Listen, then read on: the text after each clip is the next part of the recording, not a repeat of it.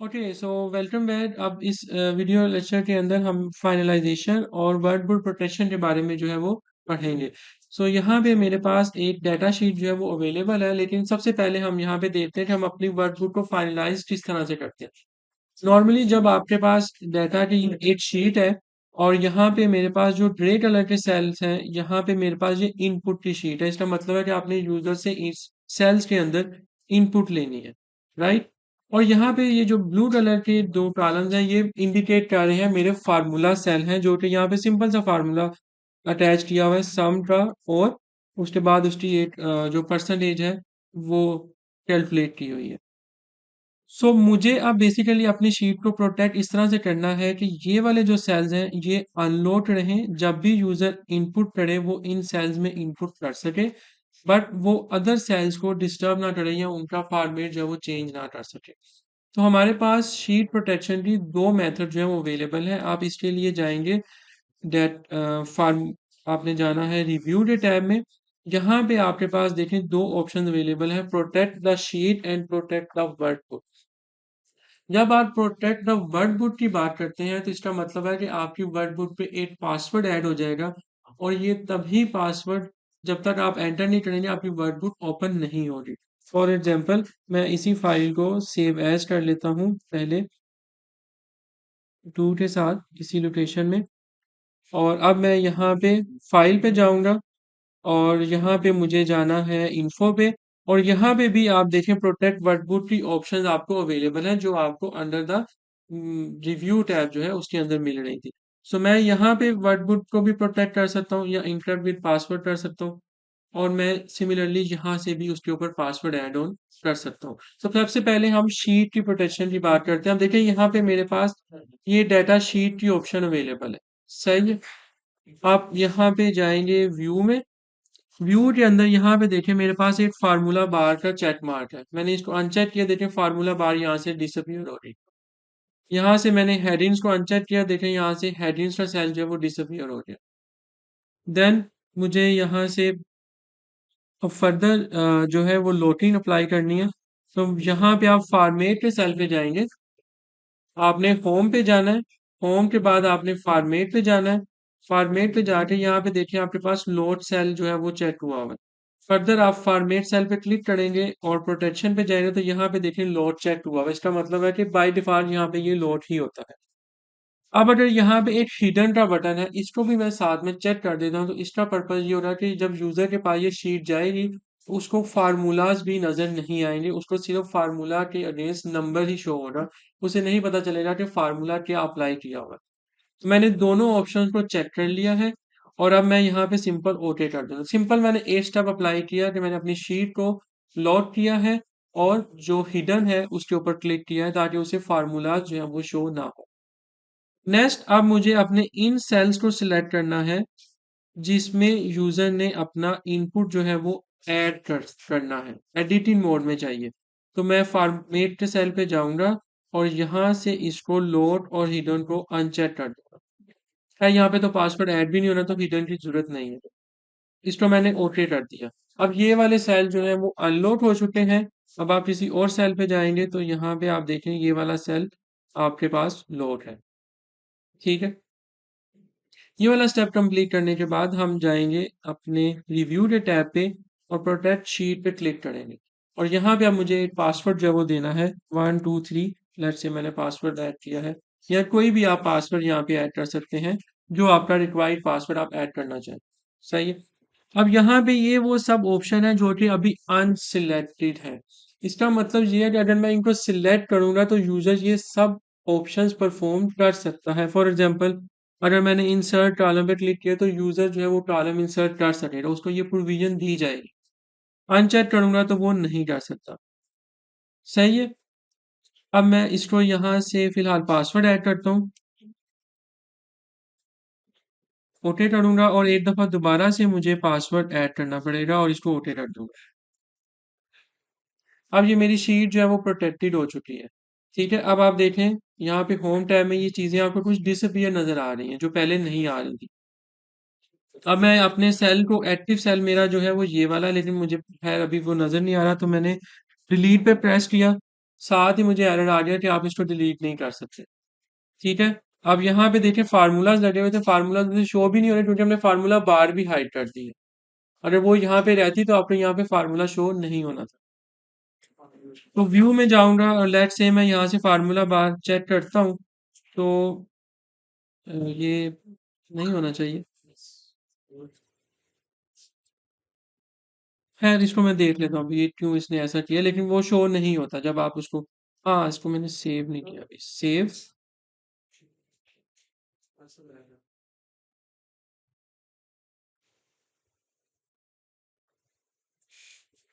I think ये cell hidden है। Home. 1 minute.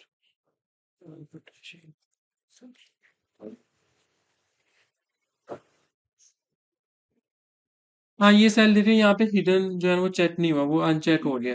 इसको चेक किया है, अब मैंने ओके किया है। और अब मैं दोबारा से रिव्यू में जाके इसको प्रोटेक्ट करता हूँ शीट को।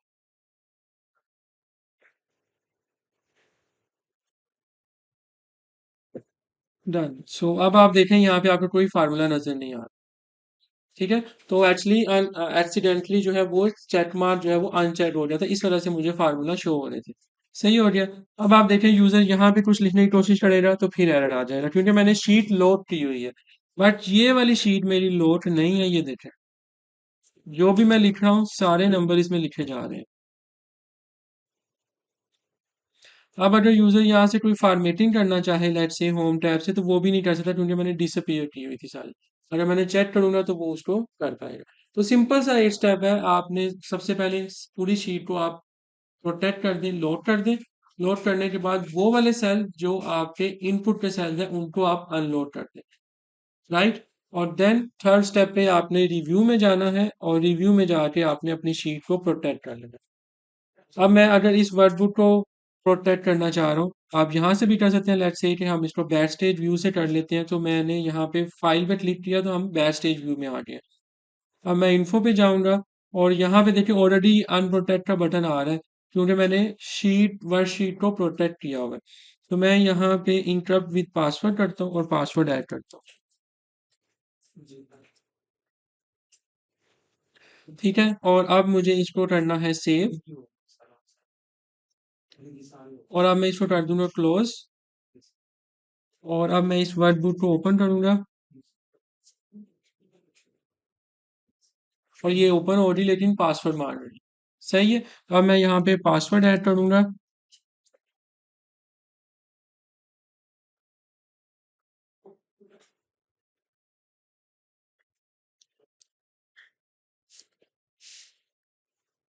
और ये देखें शीट आपकी ओपन है।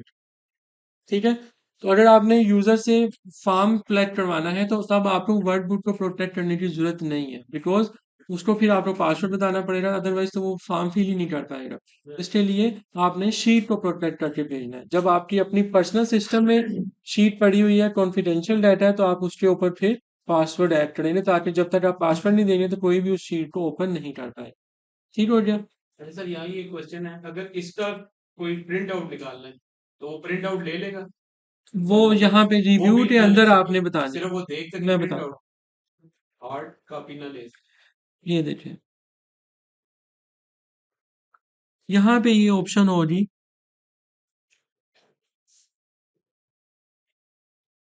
नहीं, इसमें प्रिंट की ऑप्शन नहीं है, तो वो अगर प्रिंट निकालना चाहेगा तो वो निकाल लेगा। वैसे ये भी होता है ना सर, ये प्रोटेक्ट हो जाती ये है। होती हैं वो चीज़ें, सब होती हैं वो, फिर आपको वीबीए की प्रोग्रामिंग या इस तरह की वो चीज़ यूज़ करनी पड़ेगी। अगर जो कमांड या फंक्शन कस्टमाइज आप चाहते हैं और वो एक्सेल में उस तरह से नहीं है, तो फिर आप वीबीए की प्रोग्रामिंग के थ्रू भी उसको कर सकते हैं। हम जो फॉर्म डिज़ाइन करते हैं हम वीबीए की प्रोग्रामिंग से भी डिज़ाइन कर सकते हैं। ठीक है, तो ये फिलहाल उसका प्रिंट जो है वो इसके अंदर ऑप्शन अभी है। ओके। सो अब एक दफ़ा आप प्रैक्टिस कर लें इसकी। ये दो स्टेप्स जो मैंने आपको करवाए हैं, आपके सामने शीट जो है वो सीट्स ओपन होगी। आपने दोनों स्टेप्स अप्लाई करने हैं, तो उसके बाद फिर हम आगे चलते हैं। ठीक है, आगे चले। जी, अब सामने देखिएगा प्लीज, मैं आपको दो तीन और ऑप्शन बताने लगा हूँ। सामने देखिएगा। अब यहाँ से एक तो आपने अगर अनप्रोटेक्ट करना है तो आपको पता चल गया कि आपने किस तरीके से दोबारा पासवर्ड ऐड करेंगे तो अनप्रोटेक्ट हो जाएगा। तो हमने शीट पे वर्कशीट पे एक्सेल की वर्कशीट पे यहाँ पे फार्मूला अप्लाई किया था। यहाँ पे देखें इंटरप्ट विद पासवर्ड, सही है। हमने इंटरप्ट विद पासवर्ड का फार्मूला यहाँ पे अप्लाई किया था। तो मैं हमने यहाँ पे फार्मूला अप्लाई किया था। इसको मैं चेक करूंगा तो दोबारा से देखें मेरे पास वो विंडो ओपन हो जाएगी जहाँ पे फार्मूला अप्लाई किया हुआ है। तो मैं इसको यहाँ से रिमूव करूंगा और ओके कर दूंगा तो ये फार्मूला यहाँ से देखें डिसअपियर हो जाएगा। तो इस तरह से आप आपकी शीट जो है वो फार्मूला फ्री होगी। इसको सेव करके बंद कर देते हैं और दोबारा से इसको ओपन करते हैं, फार्मूला डिसअपियर हुआ है या नहीं। ठीक है, तो ये देखें अब इसने मुझसे दोबारा फार्मूला नहीं मांगा क्योंकि मैंने फार्मूला खत्म वो सॉरी मैंने पासवर्ड रिमूव कर दिया। तो अब उसने मुझसे दोबारा पासवर्ड जो वो रिक्वायर्ड नहीं किया। मैंने जो हमने प्रीवियस स्टेप के अंदर अप्लाई किया था password to protect the workbook, कि वो एक वर्कबुक के ऊपर पासवर्ड लग जाए और उसके बाद ही वो ओपन हो सके पासवर्ड के साथ। सो आपने फाइल पे जाना है, इन्फो पे जाना है, प्रोटेक्ट वर्कबुक में protect sorry interrupt with password को यहाँ से आपने रिमूव कर देना जो आपने यहाँ पे अप्लाई किया होगा। तो वो पासवर्ड फिर आपकी उस पर्टिकुलर वर्कबुक से रिमूव हो जाएगा। इन केस अगर आप यहाँ पे एक दो छोटी छोटी ऑप्शन है इसी पर्टिकुलर मेन्यू के अंदर, यहाँ पे देखें मैनेज वर्कबुक की ऑप्शन है जिसमें लिखा हुआ है recover unsave workbook. In case आपकी कोई file previously breakage of your system की वजह से अगर वो बंद हो जाता है सिस्टम, उस सूरत में कोई फाइल आपकी सेव नहीं हुई तो ऑटो सेव की फाइल जो है वो आप रिकवर कर सकते हैं। इस पर क्लिक करेंगे तो आपकी रिकवर फाइल जो है वो सारी आपके सामने ओपन हो जाएगी। अगर इनकेस आपको सी ड्राइव का ऑटो रिकवरी का एड्रेस नहीं भी पता तो कोई परेशानी की बात नहीं है। आप फाइल पे जाएंगे, इन्फो पे, और यहाँ पे मैनेज वर्कबुक में recover unsave sorry unsave workbook आप ओपन कर लेंगे। अच्छा, यहाँ पे वर्जन हिस्ट्री के अंदर ये है कि अगर आपकी कोई फाइल है प्रीवियस वर्जन में सेव है, फॉर एग्जांपल ये देखें सामने देखिएगा, मैं इसको सेव एज करता हूँ। यहाँ पे देखें मेरे पास ये ऑप्शन है। अगर मेरे पास एक्सेल स्प्रेडशीट 2003 के अंदर लेट्स से इसको हमने सेव किया या किसी और फॉर्मेट में सेव किया, फॉर एग्जांपल एक्सेल 97 2003, ठीक है, इसको मैंने सेव कर दिया। तो यहाँ पे इसको मैंने जब कंटिन्यू करने से पहले देखें ये मुझे एक इंडिकेशन दे रहा है। ये इंडिकेशन ये बता रहा है कि कुछ ऐसे फीचर्स हैं जो आपके इस लेटेस्ट वर्जन में है लेकिन वो प्रीवियस वाले एक्सेल के वर्जन में अवेलेबल नहीं है, वहां पे वो ये काम नहीं करेगा। यहाँ कोई ऐसी चीज प्रीवियस से अपग्रेडेड वर्जन में तो इतना इशू नहीं होता, लेकिन नॉर्मली अगर आप हायर वर्जन से लोअर वर्जन की तरफ जाते हैं तो उस सूरत में ये आपको कंपैटिबिलिटी का इशू जो है देखने को मिलता है। या सम टाइम आप ऐसी फाइल ओपन करते हैं जो प्रीवियस वर्जन में सेव हुई होती है तो वो आपके सामने कंपैटिबिलिटी की इन्फॉर्मेशन देता है, जैसे मैंने अब इसको सेव किया। सो यहाँ पे ये मुझे कह रहा है सेव एज अ कॉपी और ओवरराइट चेंजेस, तो मैं इसको सेव एज अ कॉपी कर लेता हूँ और इसका नाम यहाँ से मैं 3 कर लेता हूँ। अब मैं फाइल पे जाऊंगा, ओपन करूंगा और मैं अपनी ये वाली थर्ड वर्कबुक ओपन करूंगा। तो ये थर्ड वर्कबुक जो है वो मेरे पास ओपन हो रही है, लेकिन मैंने इसको प्रीवियस वाले वर्जन में सेव किया है ताकि कोई लो ग्रेडेड वर्जन में ओपन करेगा तो उसके पास वो ओपन हो जाएगी। इसी तरह से यहाँ पे आप अगर चेक करना चाह रहे हैं चेक फॉर इश्यूज, तो आप यहाँ पे इंस्पेक्ट डॉक्यूमेंट कर सकते हैं जिसमें ये सब पर्टिकुलर फील्ड को वो चेक किया जाता है। अगर कोई आप ऐसी इंफॉर्मेशन जो यूजर के साथ शेयर नहीं करना चाह रहे, फॉर एग्जांपल जैसे यहाँ पे लिखा हुआ है इसका साइज और इधर ऑथर का नेम एक्सेट्रा, ये सब इंफॉर्मेशन जो है आपको नॉर्मली जब आप फाइल सेव करते हैं तो उसमें देखने को मिलती है। जैसे इस शीट को अगर हम ओपन करते हैं,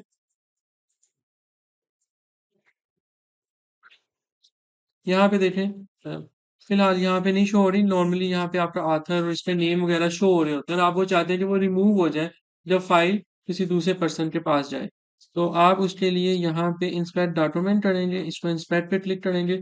फिलहाल यहाँ पे कोई ऐसा इशू देखने को नहीं मिला। ये हिडन नेम्स कुछ यहाँ पे हैं, आप इसको फर्दर इंफॉर्मेशन जो है वो मोर इन्फो पे जाके ले सकते हैं। सो मैं इसको यहाँ से क्लोज कर रहा हूँ। हम कोई और फाइल अगर ओपन कर लेते हैं।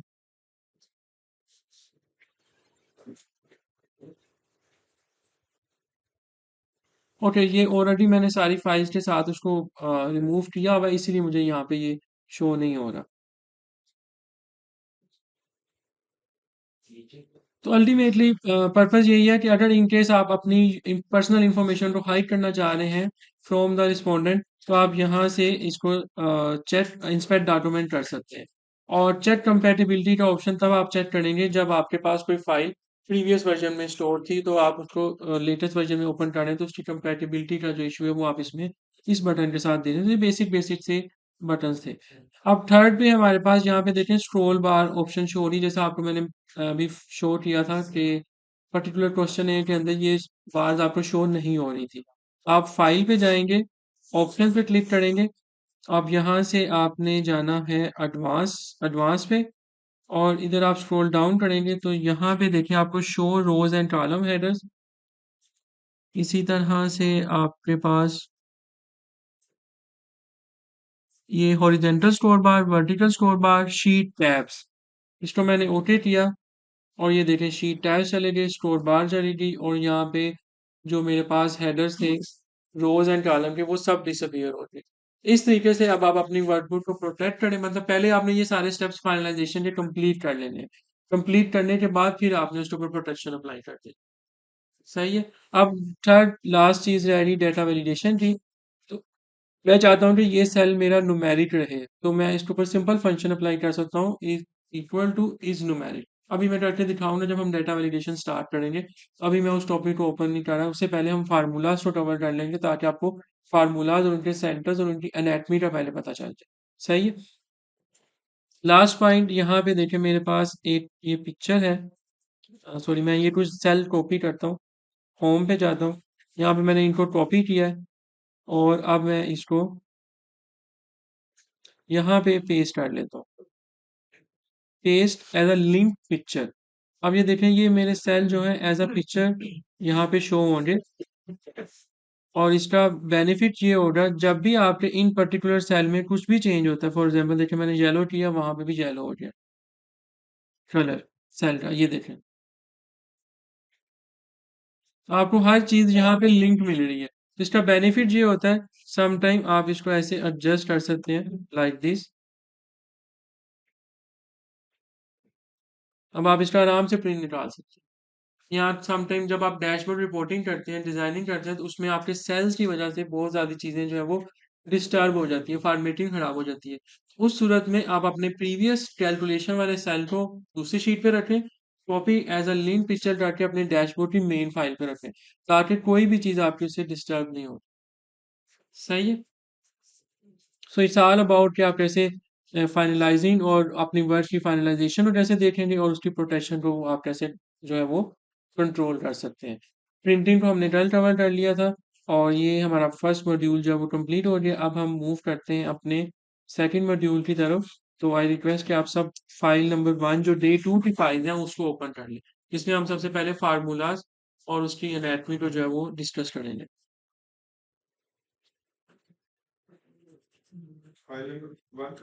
फाइल नंबर 1 डे 2 में से।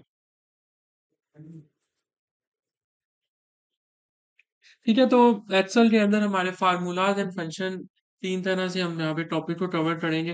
पहले तो हम फार्मूलाज एंड फंक्शंस को देखेंगे, उसकी एनाटमी को स्टडी करेंगे। देन हम फंक्शंस की लाइब्रेरी को कवर करेंगे, जिसमें डिफरेंट फंक्शंस की लाइब्रेरीज हैं, टेक्स्ट है आपके पास references and lookup and references के फंक्शन हैं, डेट एंड टाइम टाइम के फंक्शन है, स्टैटिस्टिक्स के फंक्शन है, मैथ एंड ट्रिग्नोमेट्री के फंक्शन है। इन सब लाइब्रेरीज को जो है हम देखेंगे, और देन हम फार्मूला टूल जो है उसको कवर करेंगे, और डिफरेंट वॉच विंडो एक्सेट्रा इस चीजों को हम देखेंगे।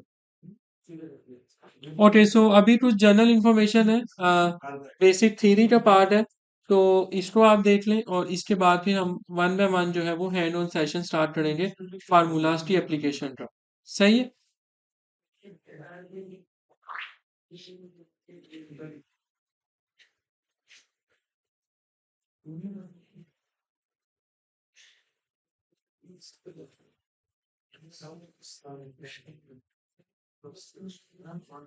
ओके, सो स्टार्ट करें। जी, अब आप सामने देखिएगा, अभी कुछ अंडरस्टैंडिंग के पॉइंट्स हैं तो ये आप सामने देखिएगा। उसके बाद फिर हम जो है उसकी प्रैक्टिस करें। सबसे पहले हम एक्सेल की जब एनाटमी को फार्मूलाज की एनाटमी को डिस्कस करते हैं, तो बेसिकली एक्सेल्स मेथड जो है वो रिटर्न करते हैं data based on a question और इक्वेशन यू हैव प्रोवाइडेड। मतलब फार्मूला जो भी आप एक्सेल में बनाते हैं उसमें आप फंक्शन भी यूज करते हैं, बट वो बेस्ड अपॉन जो क्वेश्चन के अगेंस्ट आपको आंसर मिलता है। फॉर एग्जांपल मुझे 10 मल्टीपल नंबर्स को सम करना है, तो मेरा ऑब्जेक्टिव क्या है कि मुझे सम करना है, मेरा क्वेश्चन क्या है कि हमने इसको सम करना है। हम एक फंक्शन अप्लाई कर सकते हैं या मैथमेटिकल ऑपरेटर यूज करते हुए भी सम कर सकते हैं, दोनों तरह से सम जो है हमारा अकम्प्लिश हो जाएगा। ऑपरेटर के थ्रू आपका फार्मूला लेंथी हो जाएगा और सम फंक्शन के थ्रू एक सिंगल रेंज के साथ आपका फार्मूला आसानी के साथ जो है वो काम करेगा। एक्सेल में फार्मूला 3 तरह से स्टार्ट किया जाता है। हम सबके इल्म में यही है कि हम नॉर्मली इक्वल टू लिखेंगे तो हमारा फार्मूला स्टार्ट होगा। फॉर एग्जांपल यहाँ पे मैंने इक्वल टू लिखा और मैंने यहाँ पे नंबर लिखे 2 + 3, तो ये देखें मेरे पास 5 इसका आंसर आ गया। अब आप देखें मैं इक्वल टू नहीं लिखूंगा, -5 + 6 लिखूंगा, मुझे आंसर मिल रहा है 1। और देखें एक्सेल ने ऑटोमेटिकली इक्वल टू का साइन ऐड कर दिया। कोई भी ऐसा फार्मूला जो आपका नेगेटिव से स्टार्ट हो या प्लस से स्टार्ट हो, फॉर एग्जांपल +56 + 89 45, आप तो देखें यहाँ पे आंसर मिल गया, इक्वल टू का साइन भी ऐड हो गया। एक्सेल इन तीनों फंक्शन को equal to, negative and plus as a formula consider करेगा। ठीक है, ये बेसिक अंडरस्टैंडिंग है फार्मूला से रिलेटेड। अब फार्मूला इनपुट कौन सी हो सकती है? फार्मूला इनपुट हो सकती है नंबर और टेक्स्ट, जो कि अभी मैंने आपके सामने परफॉर्म किए। मैंने खुद नंबर्स ऐड किए, राइट। मेरे पास वो रेंजेस भी हो सकती हैं और एक्सेल फंक्शंस भी हो सकते हैं। फॉर एग्जांपल मैं यहाँ पे अब ये सेल रेफरेंस यूज कर रहा हूँ। अब यहाँ पे ये मेरे पास क्या हो गया, ये मैंने सेल रेफरेंस के थ्रू फार्मूले का आंसर जो है वो कंप्यूट किया। मैं इसको 5 + 1 करूंगा तब भी आंसर आ जाएगा। बेनिफिट ये है कि जब यहाँ पे चीजें चेंज होंगी तो वहां पे मेरे पास सॉरी इक्वल, तो मुझे यहाँ पे ऐड करना था, तो यहाँ पे खुद ब खुद अपडेट हो जाएगा। तो मतलब एक रेफरेंस दूसरे रेफरेंस के ऊपर बिल्ड कर, सही है, इसको हम रेफरेंसिंग कहते हैं। इसी तरह से हम फंक्शन या रेंज को भी यूज कर सकते हैं। फॉर एग्जांपल मुझे यहाँ पे सम करना है फॉर दिस पर्टिकुलर रेंज। अब ये एक रेंज है मेरे पास instead of a single cell. Press enter and you don't need to add the left bracket, Excel automatically उसको ऐड कर देता है। थर्ड नंबर है formula can be used as a aid to number like 1 + 5, जैसे मैंने यहाँ पे अभी रेफरेंसेस के थ्रू बताया, और परफॉर्म सम कॉम्प्लेक्स ऑपरेशन जो कि हम आगे चल के भी करेंगे। देन फोर्थ पॉइंट है हमारे एक्सेल में फार्मूलाज किस तरह से वर्क करते हैं। फॉर एग्जांपल सबसे पहले पैरेंथेसिस जो है उसको कंप्यूट किया जाता है, देन एक्सपोनेंट को कंप्यूट किया जाता है, फिर मल्टीप्लिकेशन और division from left to right, और देन एडिशन एंड सब्ट्रैक्शन जो है वो आपकी परफॉर्म होती है। सो यहाँ पे देखिए अब मैं एक फंक्शन बना रहा हूँ, 45 + 78 + 47 - 89 - 25 into parentheses 45 + 63 - 89 raised to power 2 divided by 78 into 89। तो ये मैंने एक बहुत लंबी सी इक्वेशन जो है कॉम्प्लेक्स सी बनाई है और मैंने एंटर प्रेस किया और ये मुझे इसका आंसर मिल गया। अब इसने किस तरह इसको कंप्यूट किया है? इसने कंप्यूट किया है based upon this sequence anatomy. इसको अगर हम देखना चाहें तो हम जाएंगे फार्मूलाज के टैब पे और यहाँ पे देखें इवेल्युएट फार्मूला का एक टूल अवेलेबल है। जब आप इस पे क्लिक करेंगे तो आपके पास एक विंडो ओपन हो जाएगी। अब यहाँ पे सबसे पहले प्लस का ऑपरेटर जो है ये इवेल्युएट हो रहा है, इसका सम हो गया 123। ये राइट टू लेफ्ट जो है आपका चलेगा, मैंने लेफ्ट टू राइट पहले बोल दिया था गलती से, ये आपका राइट से लेफ्ट जाएगा। अब इसके बाद फिर सम है और उसके बाद डिवीजन और सॉरी डिवीजन है, सॉरी सब्ट्रैक्शन है, और उसके बाद आप देखें इस सब्ट्रैक्शन के बाद उसने अब पैरेंथेसिस को पिक किया। पैरेंथेसिस में पहले समीशन होगी, उसके बाद यहाँ पे देखें एक्सपोनेंट, ये देखें एक्सपोनेंट दूसरे नंबर पे आ रहा है, इसने एक्सपोनेंट का ऑपरेशन परफॉर्म किया। अब ये यहाँ पे डिवीजन का सॉरी सब्ट्रैक्शन का ऑपरेशन परफॉर्म करेगा। अब इसके बाद इसने क्या करना है, इसको इसके साथ मल्टीप्लिकेशन करनी है, मल्टीप्लिकेशन पहले है। इसके बाद इसकी यहाँ पे अब यहाँ पे इसकी डिवीजन हुई मल्टीप्लिकेशन के बाद, और देन उसमें से इसको उसने माइनस किया और ये आंसर आ गया। तो based upon these sequence exponent sorry, parenthesis, exponent, multiplication and division, addition and subtraction, इसकी बेसिस के ऊपर उसने फार्मूले को जो है वो कंप्यूट किया जैसे जैसे वो चलता जाए। इवन दो आप अपने मैथमेटिकल ऑपरेटर्स जो है plus minus exponent multiplication division in सबको भी अपने फार्मूलाज में यूज कर सकते हैं। ये था बेसिक फार्मूला की एनाटॉमी। अब हम बात करेंगे सेल रेफरेंसेस की। हाँ मैं बताता हूँ।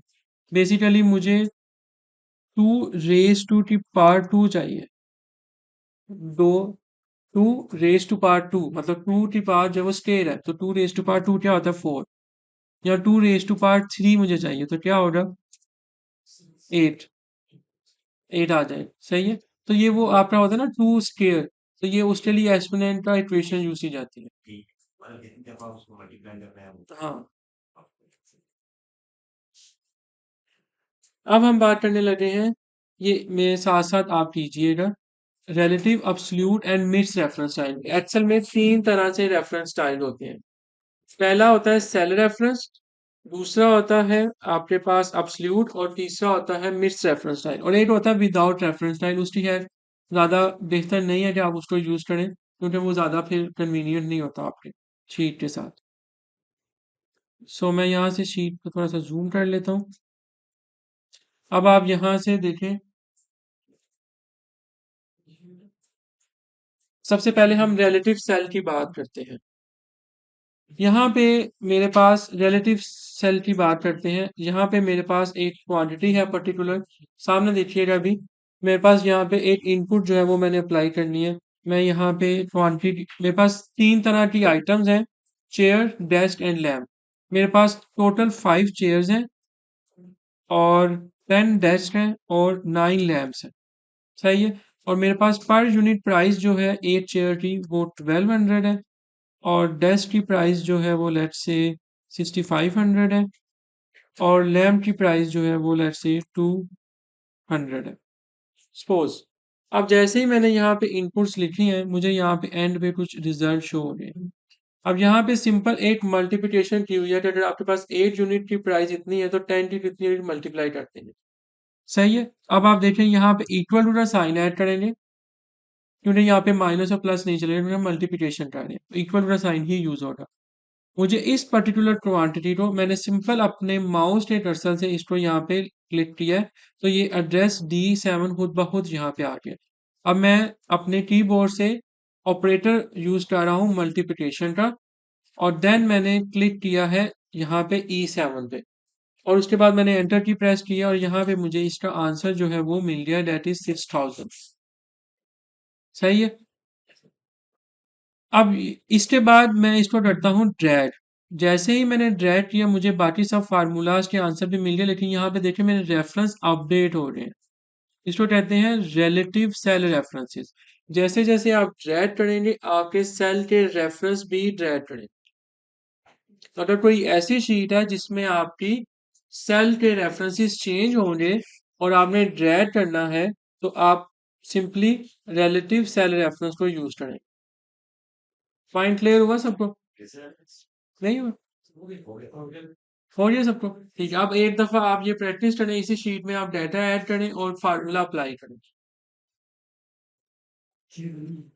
आप रैंडमली कोई भी वैल्यूज जो है उसमें ऐड ऑन करें, और देन मल्टीप्लिकेशन का सिंबल जो है ऑपरेटर जो है वो यूज करें, और देन उसको अप्लाई करें। ठीक हो गया? ओके, अब हम सेकंड स्टेप पे जाते हैं। यहाँ पे मेरे पास है absolute cell reference. Absolute cell reference का क्या मतलब है, सामने देखिएगा पहले।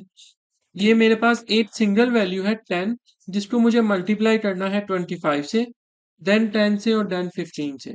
तो मुझे सेम वही अप्लाई करना चाहिए प्रोसीजर। मैंने इक्वल टू अप्लाई किया, मैंने इस सेल रेफरेंस को सिलेक्ट किया, ऑपरेटर का सिंबल प्रेस किया मल्टीप्लिकेशन का, और इस सेल को सिलेक्ट किया, या फिर आप यहाँ पे खुद भी टाइप कर सकते हैं, लेट्स से J7। तो ये एक्सेल केस सेंसिटिव नहीं है, पर्टिकुलरली रेफरेंसेस ऐड करने के लिए। तो सेल रेफरेंस मैंने J7 में J जो है वो कैप्स लॉक के बगैर लिखा, बट आई रिकमेंड कि आप पॉइंट पिक एंड क्लिक वाला मेथड जो है वो यूज करें, वो ज़्यादा आसान है, इंस्टेड के आप टाइप करें। एंटर प्रेस किया, मुझे इसका आंसर मिल गया। उसके साथ ही एक्सेल ने देखें J को खुद ब खुद कैप्स लॉक में कन्वर्ट कर दिया। एक्सेल मैंने स्मॉल कैप्स में ऐड किया था। तो ये एक ऑपरेटर फार्मूला मैंने अप्लाई कर दिया। अब मैं इसको ड्रैग किया, यहाँ पे देखें मुझे नीचे वैल्यूज में आंसर आया है 0 0, जबकि इसको वही तरह बिहेव करना चाहिए था जैसे इसने यहाँ पे किया। अब आप देखें यहाँ पे ये वैल्यू किससे मल्टीप्लाई हो रही है, ब्लैंड सेल के साथ। इसका मतलब है कि मुझे ये वाला सेल ये होना चाहिए था I7 इंस्टेड ऑफ I8। सही है।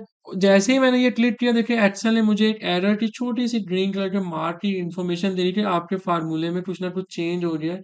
इसका मतलब है ये आपसे मिस्टेक हुई है, यहाँ पे फार्मूले में एरर है, यू नो वेल। बट उसने आपको इंडिकेशन दिया क्योंकि सीक्वेंस जो है यहाँ पे अबव और बॉटम पे सेम है, इन बिटवीन डिफरेंट हो गया। अगर मैं इस सेल रेफरेंस को भी ऐसे मूव कर दूंगा अबव, तो ये देखें वो एरर भी चला गया। इसका मतलब है उसे समझ आ रही है तीनों में एक ही फिक्स रेफरेंस आ रहा है। लेकिन ये तो मेरे पास 3 रोज ही मैंने इसको ऊपर ड्रैग कर दिया, तो ये मेथड तो इतना ज़्यादा कन्वीनियंट नहीं हुआ कि आपको बार बार सेल रेफरेंस को चेंज करना पड़े। इसका आसान हल क्या है, आप इक्वल टू लिखेगा, गौर से देखिएगा। मैंने इस सेल को सिलेक्ट किया I7 को, और मैं अपने कीबोर्ड से कुछ कीबोर्ड से F4 की की प्रेस होगी और कुछ कीबोर्ड से फंक्शन प्लस F4 की प्रेस होगी। तो मेरे कीबोर्ड से फंक्शन प्लस F4 की प्रेस हुई। देखो दोनों साइड पे डॉलर के साइन ऐड हो रहे हैं, I से पहले और 7 से पहले। इसका मतलब ये है कि जो मेरा I कॉलम है वो यहाँ पे फिक्स हो गया है, वो मूव नहीं करेगा। और जो 7th रो है, रो भी मेरी फिक्स हो रही है, वो भी यहाँ से मूव नहीं करेगी। तो मैंने रो एंड कॉलम दोनों को फिक्स कर दिए, जिसको हम कहते हैं अब्सोल्यूट सेल रेफरेंसेस। अब आप देखें जैसे ही मैं इसको ड्रैग करूंगा मेरे पास एक्यूरेटली आंसर आएंगे। सॉरी, मैंने इसको मल्टीप्लाई नहीं किया, सॉरी आई फॉर दैट, मैंने इसको मल्टीप्लाई किया और अब मैं इसको ड्रैग करूंगा, ये देखें, इसको कहते हैं अब्सोल्यूट सेल रेफरेंसेस। ठीक है, डन। अब आप इसकी प्रैक्टिस करेंगे। डन। ये बहुत बेसिक बेसिक सा था। अब हम थोड़ा सा इससे आगे चलते हैं। सबका हो गया। अच्छा, अब है विदाउट सेल रेफरेंस। नॉर्मली ये यूज नहीं किया जाता इतना, क्योंकि इसका क्या रेफरेंस है, ये देखिए 45 प्लस 60 698। एंटर प्रेस किया, ये मुझे इसका आंसर मिल गया। एवरी टाइम जब भी मुझे कोई एडिशन या चेंजेस करनी है तो मुझे इसको सिलेक्ट करना पड़ेगा, एडिट करना पड़ेगा, फिर इसमें सेल की वैल्यू को चेंज करूंगा तो मुझे इसका आंसर जो वो अपडेट होगा। अदरवाइज ये साइलेंट रहेगा, ये अपडेट नहीं हो रहा, ये मूव नहीं करेगा, इसकी वैल्यू चेंज नहीं होगी। तो ये होती है विदाउट सेल रेफरेंस, आपने कोई भी सेल रेफरेंस यूज नहीं किए। लास्ट पे मेरे पास है मिक्स रेफरेंस स्टाइल। अब मेरे पास ये सिचुएशन है, देखिए in most of the cases हमारे पास इस तरह की सिचुएशन होती है। मेरे ये यहाँ पे सेल वैल्यूज हैं, रोज में भी हैं और कॉलम्स में भी हैं। मतलब ये है कि मुझे 1 को 1 से मल्टीप्लाई करना है, 1 को 1.5 से मल्टीप्लाई करना है, एग्जैक्टली 1 को 2 एंड 2.5 से मल्टीप्लाई करना है, फिर 1.5 को इन सब से मल्टीप्लाई करना है और 2 को इन सब से मल्टीप्लाई करना है। तो ये है मेरे पास मिक्स रेफरेंस स्टाइल, जिसमें मुझे एट अ टाइम एक रो फिक्स करनी है और एट अ टाइम एक कॉलम फिक्स करना है, मुझे दोनों चीजें फिक्स नहीं करनी। ठीक है। तो फॉर एग्जांपल, जैसे हम इसी टेबल को यहाँ से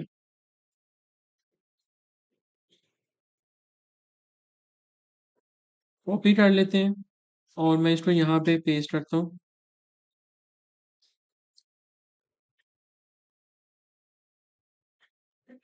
अब मैं सबसे पहले इसको तो डिलीट करता हूँ और यहाँ पे देखें मैं equal to multiply by this relative cell reference use करूंगा और ये मैंने ड्रैग किया।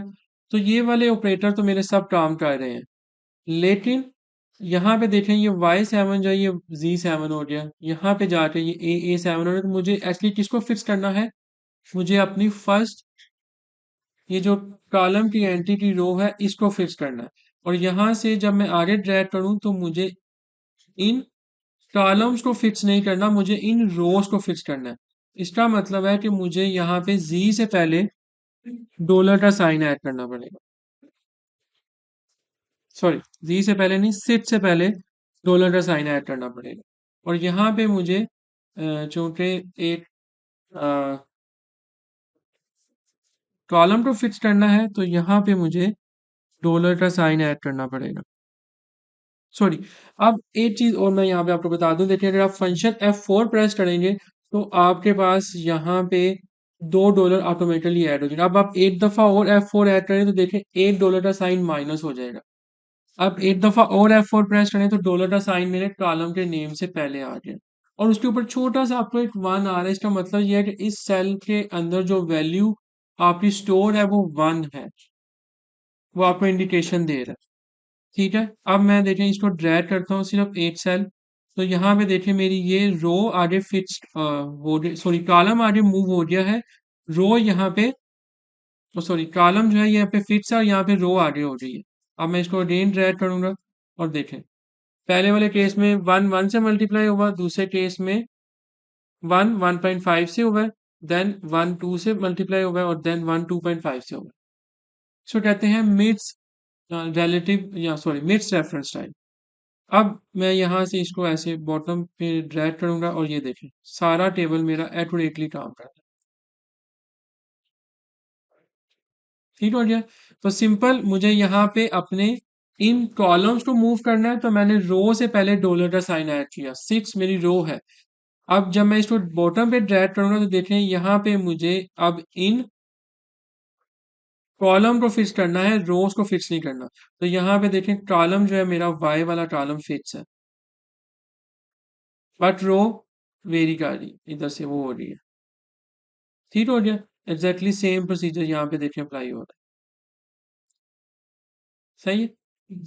थोड़ा सा कम्प्लेक्स है बट सिंपल, आपने माइंड में ये रखना है अगर आपने रो फिक्स करनी है तो रो से पहले डॉलर का साइन आएगा, अगर आपने कॉलम फिक्स करनी है तो कॉलम से पहले जो है आपका डॉलर का साइन आएगा, और अगर दोनों चीजें आपने फिक्स करनी है तो फिर दोनों रो एंड कॉलम से पहले आपका डॉलर का साइन आएगा।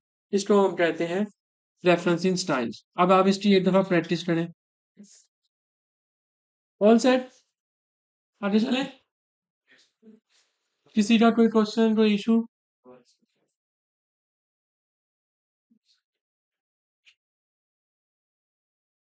आई रिपीट अगेन, अगर किसी का कोई इशू है तो आप सामने देखिएगा, मैं दोबारा से रिपीट कर देता हूँ। सिंपल हमने क्या किया है, इक्वल टू का साइन ऐड किया, मुझे अपने R7 सेल को मल्टीप्लाई करना है अपने S6 सेल के साथ। अब आप देखें जब मैं इसको राइट साइड पे मूव कर रहा हूँ तो मेरी रो जो है वो साइलेंट है, लेकिन कॉलम जो है वो चेंज हो रहा है, तो इसका मतलब है कि मुझे अपने रो से पहले डॉलर का साइन ऐड करना है।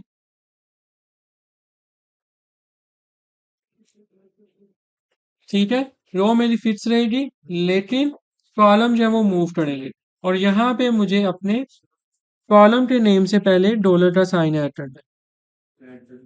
और जब हम इसको ड्रैग करेंगे और ये देखें,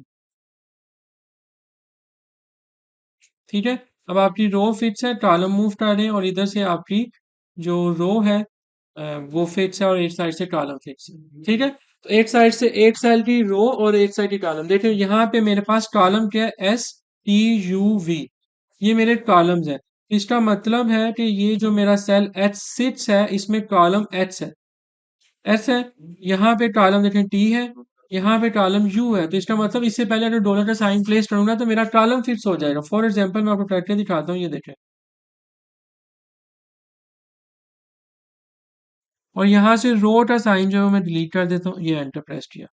अब मैं इसे ड्रैग करता हूँ, ये देखें, अब हर जगह पे आप देखें मेरा कॉलम जो है वो फिक्स हो गया, क्योंकि मैंने उसका ऑपरेटर जो है वो गलत साइड पे अप्लाई कर दिया, तो मुझे इसको बेसिकली S से पहले ऐड करना चाहिए था।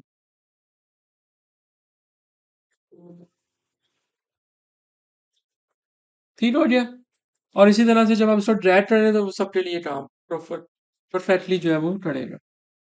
ओके, अब हमने एक्सेल के फंक्शन और फार्मूलाज की एनाटमी को देख लिया और बेसिक उनकी अंडरस्टैंडिंग कवर कर ली, और हमने ऑपरेटर के साथ भी थोड़ा बहुत काम किया। अब हम ऑपरेटर और फंक्शंस दोनों के साथ जो है एक शीट के ऊपर अप्लाई करेंगे अपने फार्मूलाज एंड फंक्शन की। आप स्प्रेडशीट पे आ जाएं, यहाँ पे मेरे पास एक मेन्यू ऑर्डर की वर्कशीट अवेलेबल है। यहाँ पे मेरे पास अब डाटा इस तरह से है कि मेरे पास मेन्यू आइटम में मल्टीपल मेन्यू आइटम्स हैं, उनकी पर यूनिट प्राइस और उनकी पर्टिकुलर क्वांटिटी जो है वो यहाँ पे ऐड है। तो मुझे अपनी एक इनवाइस क्रिएट करनी है कि जो कस्टमर ने ये ऑर्डर प्लेस किया है इतनी क्वांटिटी और पर यूनिट प्राइस के साथ, तो मुझे इसका सेल टैक्स और टोटल वैल्यू जो है वो निकालनी है। सही है। अब सबसे पहले है सेल टैक्स, आप कैसे कंप्यूट करेंगे? सेल टैक्स की वैल्यू है 9%। तो सिंपल है, हम पर यूनिट प्राइस को नंबर ऑफ क्वांटिटी के साथ मल्टीप्लाई करेंगे, और उसको मल्टीप्लाई कर देंगे 9% के साथ, तो हमारे पास पर्टिकुलर प्रोडक्ट की टैक्स की वैल्यू आ जाएगी। ऐसे ही है ना, सिंपल प्रोसीजर है जो हम नॉर्मली प्रैक्टिस करते हैं। अब आप देखें यहाँ पे मैंने इक्वल टू का साइन ऐड किया, पैरेंथेसिस ऐड की, और इसको मैंने मल्टीप्लाई किया इसके साथ। सो 4.5 इज मल्टीप्लाइड बाय 54। ये मेरे पास इसकी टोटल प्राइस आ रही ना, पर यूनिट थी ना मेरे पास, टोटल यूनिट की प्राइस आ रही रिलेटेड टू द डॉलर कबाब। अब इसको मुझे मल्टीप्लाई करना है इस सेल के साथ, E2 के साथ, और मैंने इसको एंटर किया और ये मेरे पास इसका आंसर आ गया। ठीक है, अब यहाँ पे सही है, सॉरी मैं ऊपर वाली वैल्यू के साथ कंफ्यूज हो गया था, एक्चुअली वो सही आंसर आएगा क्योंकि नीचे वैल्यू 54 है, मैंने हाँ वो मैं बस ऊपर वाले के साथ थोड़ा सा वो हो गया था। तो ये हमने एक फार्मूला यहाँ पे अप्लाई किया, और यहाँ पे ये सेल जो है यहाँ पे देखें इसका फॉर्मेट जो है वो परसेंटेज है। अगर इसका सेल मैं जनरल कर दूँ तो 0.09 आ गया। सिंपल, हमने यहाँ पे इसका फॉर्मेट जो है वो 9% लिया हुआ है, तो वो खुद ब खुद उसको जो है वो 9% के हिसाब से कैलकुलेट करते हैं। अब मैं इसको ड्रैग करूंगा तो यहाँ पे मुझे हर एक सेल के अगेंस्ट देखें वैल्यू जो है वो मिल रही है, राइट। बट यहाँ पे मुझे सेल को फिक्स करना है, क्योंकि जब मैं इसे ड्रैग करूंगा तो मेरी वो वैल्यू यहाँ पे डिस्टर्ब ना हो। अब मुझे टोटल करना है यहाँ पे, तो टोटल के लिए आप देखें मेरे पास ये वैल्यू कैसे आएगी। मेरे पास टोटल प्राइस आ जाएगी, माइनस कर देंगे सेल टैक्स को, तो ये मेरे पास प्राइस आ गई। यहाँ आप, अगर मैंने सेल टैक्स के बगैर निकालनी है, जहाँ पे मैंने सेल टैक्स को इंक्लूड करके निकाली हुई है, तो हम फिर यहाँ पे इसको प्लस कर देंगे। ठीक है, और ये देखें, ये मैंने ड्रैग किया यहाँ तक, एंड तक हर एक की वैल्यू जो है वो आ गई।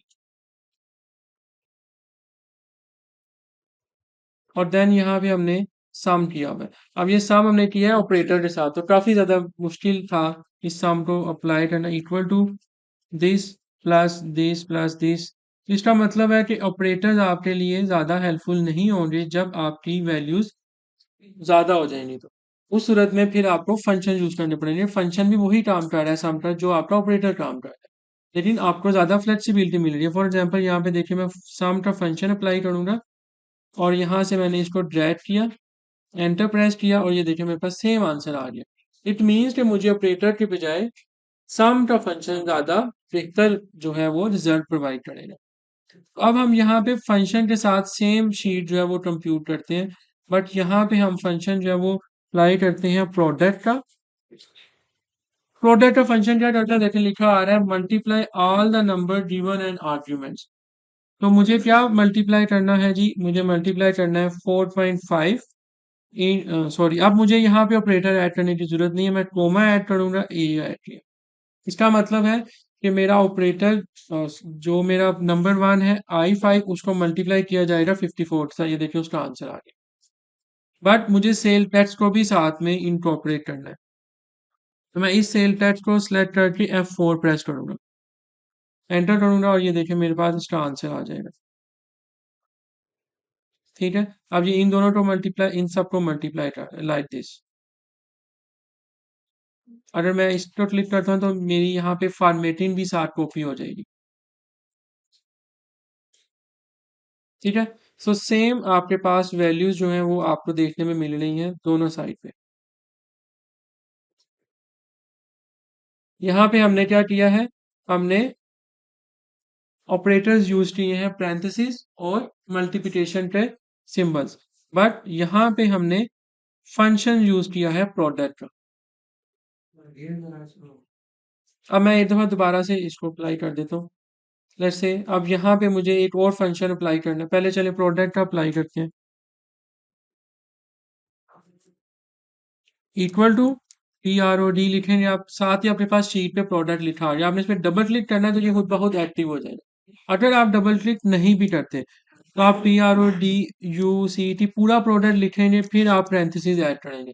तो नॉर्मली आपको ये प्रैक्टिस करने की जरूरत नहीं है, आप सिंपल इक्वल टू PRO लिखेंगे, देखिए आपकी शीट के साथ ही वो आ गया, आपने क्लिक किया। अच्छा, ये जो शीट है आप इसको यहाँ से ऐसे मूव भी कर सकते हैं, फॉर एग्जाम्पल ये देखें, अगर आपको ये डिस्टर्ब कर रहा है यहाँ पे टेक्स्ट में, तो आप इसको जब 4 एरोज बने रहते हैं इनको मूव भी कर सकते हैं। अब मैं यहाँ पे देखें एक रेंज सेलेक्ट कर लेता हूँ, इंस्टेड कि मैं कोमा डालूं 2 दफा। अब मैंने एक रेंज सेलेक्ट की है और 8 सेल सेलेक्ट किया और F4 प्रेस किया। देखिए सेम आंसर आ और सिंगल क्लिक। कितनी आसानी के साथ देखें मेरे दोनों सेल मैंने एज अ रेंज सेलेक्ट कर ली, इंस्टेड क्योंकि दोनों करीब थे, पास थे, तो मैंने उनको रेंज सेलेक्ट कर, उसने दोनों को मल्टीप्लाई किया और मुझे उसका आंसर दे दिया। अब मुझे इनकी सम करना है। अब यहाँ पे देखें सम कैसे होगा।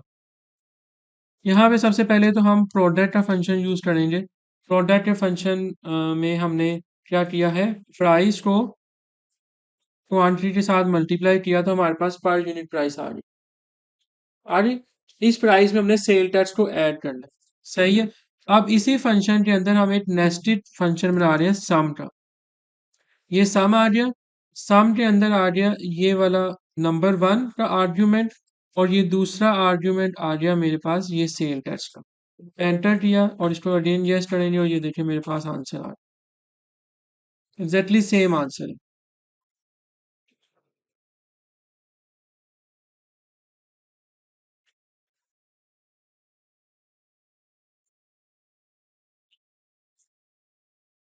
ठीक है, इन सबको हमने सम किया।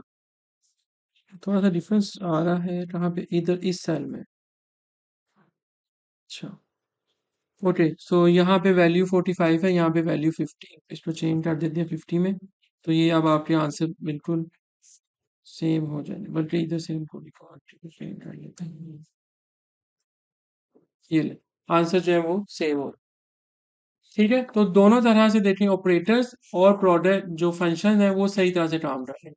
तो ये आपके सामने एक सेशन था प्रैक्टिस का, कि आपको आइडिया होगा कि किस तरह से फंक्शन आपके लिए आसानी का बायस जो है वो बन रहे हैं एज कम्पेयर टू ऑपरेटर्स। अब हम फंक्शन की नेट में पढ़ते हैं, फिर हम फंक्शन को अप्लाई करने के बारे में सीखते हैं। तो मैंने भी आपको करके एक डेमो दिया कि आपको देखें कि दोनों किस तरह से काम करते हैं। तो जब भी आप फंक्शन लिखते हैं तो हमेशा वो इक्वल टू से स्टार्ट होगा। यहाँ पे माइनस और प्लस नहीं, इक्वल टू से स्टार्ट होगा।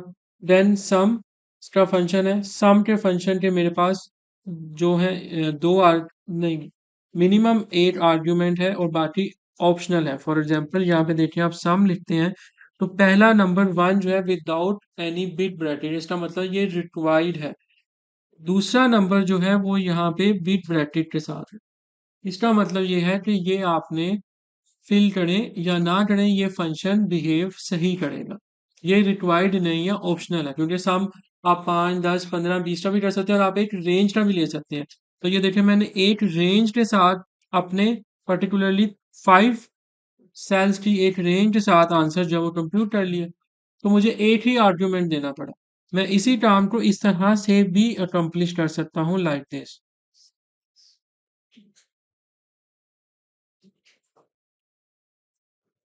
लेकिन क्या फायदा हुआ, यहाँ पे मुझे बार बार सेल को पिक करना पड़ा जो कि मेरे लिए प्रोडक्टिव नहीं था। तो मैंने सिंपल एक रेंज सेलेक्ट की instead of selecting the cell. तो डिफरेंस समझ में आया कि आप फार्मूला के फंक्शन के अंदर एक रेंज भी सिलेक्ट कर सकते हैं और एक पर्टिकुलर सेल रेफरेंस को भी सिलेक्ट कर सकते हैं। क्लियर?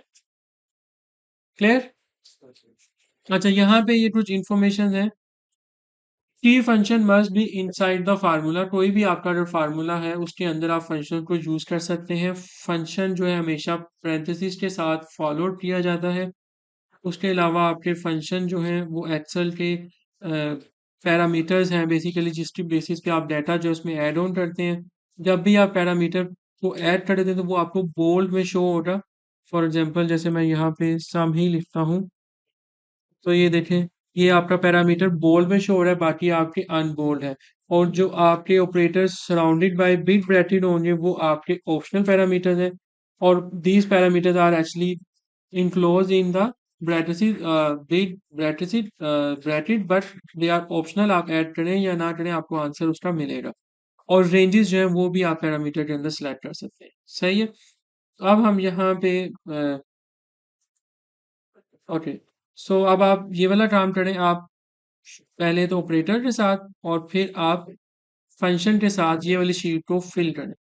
तो कैसे फिल करेंगे आप, सिंपल आपने यहाँ पे मल्टीप्लिकेशन करनी है। प्राइस, क्वांटिटी और इस 9 वैल्यू की ऑपरेटर के साथ।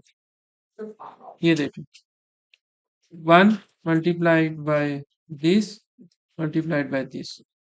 अगर आप यहाँ पे ब्रैकेट ना भी ऐड करें तो कोई मसला नहीं है, तो तीनों को ही मल्टीप्लाई करेगा। ठीक है, तो 8 दफ़ा आप इसकी प्रैक्टिस करें। इसके बाद मैं आपको 8 वर्कबुक से दूसरे वर्कशीट के साथ 8 वर्कशीट के दूसरी वर्कशीट के साथ रेफरेंसेस के बारे में बताऊंगा। ओके जी, आगे चलते हैं। अब इसके नेक्स्ट एक इनवाइस की शीट है। यहाँ पे मेरे पास मेन्यू आइटम्स हैं और यहाँ पे कुछ अदर इंफॉर्मेशन जो है यहाँ पे ऐड हुई है।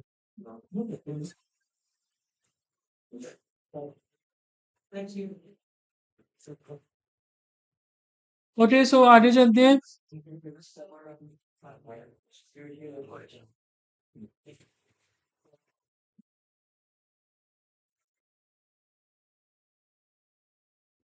अब यहाँ पे मेन्यू आइटम्स के अंदर मैंने शीट को लिंक करना है। ठीक है, ये देखें सामने फार्मूलाज एंड फंक्शन की शीट में मेरे पास यहाँ पे ये आंसर आ गया था इसका टोटल मेन्यू आइटम्स के बिल का। सही है, तो मैं अब क्या करूंगा, ये देखें सामने देखिएगा, इक्वल टू का साइन ऐड किया, सामने देखिएगा इक्वल टू का साइन ऐड किया और ये फार्मूलाज एंड फंक्शन की शीट पे जाऊंगा। यहाँ पे देखें ऑटोमेटिकली फार्मूला एंड फंक्शन लिखा आ गया और यहाँ से मैं इस सेल को सिलेक्ट करके एंटर प्रेस कर दूंगा। तो अब ये सेल मेरा लिंक हो गया है दूसरी शीट के रेफरेंस के साथ। अब इसका बेनिफिट ये होगा, जब भी यहाँ पे कोई चीज चेंज होगी तो मेरी बाकी सारी शीट्स की वैल्यूज जो है वो आगे भी अपडेट हो जाए। इसे कहते हैं cell reference in multiple worksheets. इसको रेफरेंस कैसे समझा, ये देखें फार्मूलाज एंड फंक्शन, ये वो शीट का नेम है जो आपका स्टैटिक फॉर्म उसमें आएगा एक्सप्लेनेशन। और देन आपके पास एक्सक्लेमेशन मार्क है और उसके बाद आपके रेफरेंस एड्रेस है, दैट इज L15, क्योंकि इस शीट में भी रेफरेंस है L15 का। तो एक्सेल उसको कैसे डिफरेंशिएट करेगा, वो शीट के नेम के साथ डिफरेंशिएट करेगा। यही काम आप वर्डबुक में भी कर सकते हैं, दो वर्डबुक में। जैसे से मैं यहाँ पे एक और वर्डबुक ओपन करता हूँ और मैं इसी शीट को यहाँ से कट करके न्यू वर्डबुक में पेस्ट कर देता हूँ। यहाँ पे देखें रेफरेंस खुद ब खुद अपडेट हो गए। क्या बन गया, 1 introducing formulas and function dot XLS. पहले अब उस वर्डबुक का नाम आएगा, फिर वर्डबुक के नाम के बाद उसकी वर्कशीट का एड्रेस आएगा और उसके बाद उसके रेफरेंस का एड्रेस आएगा। ठीक है, एग्जैक्टली अगर मैं यहाँ पे कुछ लिखता हूँ और मुझे यहाँ पे चाहिए इक्वल टू, और ये देखें ये शीट आपकी लिंक हो रही है दोनों आपस में। जब आप इनको सेव करेंगे तो आपको यहाँ पे बैक साइड पे बैक स्टेज व्यू में फाइल पे जाएंगे और यहाँ पे आपने जाना है अकाउंट में, तो यहाँ पे आपको लिंक की ऑप्शन जो है वो भी मिल जाएगी। अभी नहीं आ रही क्योंकि मैंने सेव नहीं किया। सही हो गया। अब हम इसी काम को एक नए तरीके से करते हैं।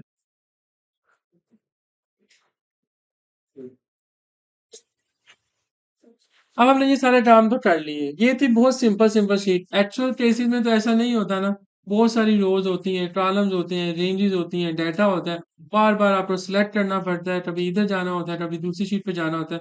तो क्यों ना हम उनको एक यूनिक आईडी डिफाइन कर सकते, जैसे हमने अगर किसी पर्सन को बुलाना है तो हम उसके नाम से उसको बुलाएं, राइट। जैसे आप सबकी आइडेंटिटी जो है आपके नेम के साथ है, आईडी कार्ड के साथ है, एक्सेट्रा। एक्सेल के भी सेल के अंदर हम आइडेंटिटी क्रिएट कर सकते हैं by using the name ranges. Name range create करने के मल्टीपल मेथड हैं, हम वन बाय वन देखेंगे। आप कोई सा भी उसमें से मेथड पिक कर सकते हैं जो आपको ज्यादा बेहतर लगे। सबसे पहला मेथड क्या अभी सामने देखिएगा, आप लोग बाद में कीजिएगा। मेरे पास यहाँ पे इनवाइस है जिसमें मेन्यू, प्राइस, क्वांटिटी और टोटल यहाँ पे वैल्यूज अवेलेबल है और इन दोनों को सिंपल यहाँ पे मल्टीप्लाई किया हुआ, यहाँ पे हम सम करेंगे। अब मुझ पास यहाँ पे प्राइस का जो हेड है इसके अंदर 3 पर्टिकुलर मेन्यू आइटम की प्राइसेस अवेलेबल है। सही है, तो पहला मेथड क्या है, go to the formula sheet और यहाँ पे देखिए नेम डिफाइन का एक बटन अवेलेबल है। जब आप इस पर क्लिक करेंगे तो आपके पास एक विंडो ओपन हो जाएगी। अब यहाँ पे आपने नेम बताना है। यहाँ पे मैं नेम डिफाइन करता हूँ प्राइस, मतलब मेरा हेड जो है वो प्राइस है, तो मैंने इसलिए प्राइस लिखा है ताकि मुझे आइडेंटिफिकेशन आसान रहे। इसका स्कोप बताना है। स्कोप का मतलब कि ये एक इसी वर्कशीट के ऊपर यूज होगा या इससे बाहर भी यूज हो सकता है। लाइक आप इसको वर्कबुक में कर सकते हैं या आप किसी पर्टिकुलर स्पेसिफिक वर्कशीट में भी कर सकते हैं यूज। देखिए यहाँ पे मेरे पास सारी वर्कशीट के नाम आ रहे हैं नीचे। अगर मैं इसको करता हूँ सेल रेफरेंस की वर्कशीट और इसको मैं यहाँ से ओके कर देता हूँ। अब आप देखें मैं सेल रेफरेंस की वर्कशीट पे जाऊंगा इक्वल टू और यहाँ पे देखें मैंने प्राइस लिखा। ये देखें आपने यहाँ पे प्राइस लिखा आ रहा है। ये यहाँ पे देखें प्राइस की वैल्यू 0 आ रही है क्योंकि अभी मैंने कोई वैल्यू या तो मल्टीप्लिकेशन नहीं की इसलिए मुझे यहाँ पे 0 शो हो रहा है। अब अगर मैं इनवाइस वापस अपनी नेम रेंज की शीट पे जाऊंगा यहाँ पे प्राइस लिखूंगा तो मुझे देखें प्राइस नहीं शो हो रहा।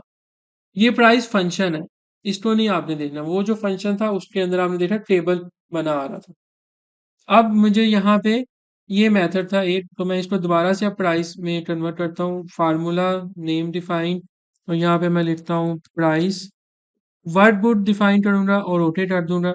अब देखिए ओके पहले मैंने ऑलरेडी सिलेक्शन की थी तो मुझे यहाँ पे दोबारा उस रेंज को सिलेक्ट करने की जरूरत नहीं पड़ी। अगर आप चाहें तो इस पर क्लिक करके खुद इस रेंज को भी सिलेक्ट कर सकते हैं बाद में, जरूरी नहीं है। पहले भी कर सकते हैं बाद में भी कर सकते हैं, सब टू यू। अब आप देखें यहाँ पे मैं प्राइस लिखूंगा तो मुझे देखें यहाँ पे प्राइस शो हो रही है। अब मैंने क्या किया, इन तीन सेल को प्राइस के नाम से आइडेंटिफाई करा दिया। अब यहाँ पे मेरे पास है पर्टिकुलर क्वांटिटी। तो अब हम यहाँ पे दूसरा मेथड यूज करते हैं। दूसरा मेथड ये क्या है कि आप सिलेक्ट करें अपनी रेंज को। ठीक है, आपने यहाँ पे हेडर को सिलेक्ट नहीं करना। अगर आप हेडर को भी सिलेक्ट करेंगे इस केस के लिए आपने नहीं करना। देन आपने नेम बॉक्स पे जाना है। अगेन आप जाएंगे, ये आपके पास नेम बॉक्स है। यहाँ पे मैं लिखता हूँ क्वांटिटी QTY। आप देखें मैं फार्मूलाज पे जाता हूँ और नेम मैनेजर पे नहीं, आपने जाना है इस दफा नेम मैनेजर पे। यहाँ पे देखें QTY क्वांटिटी के नाम से भी एक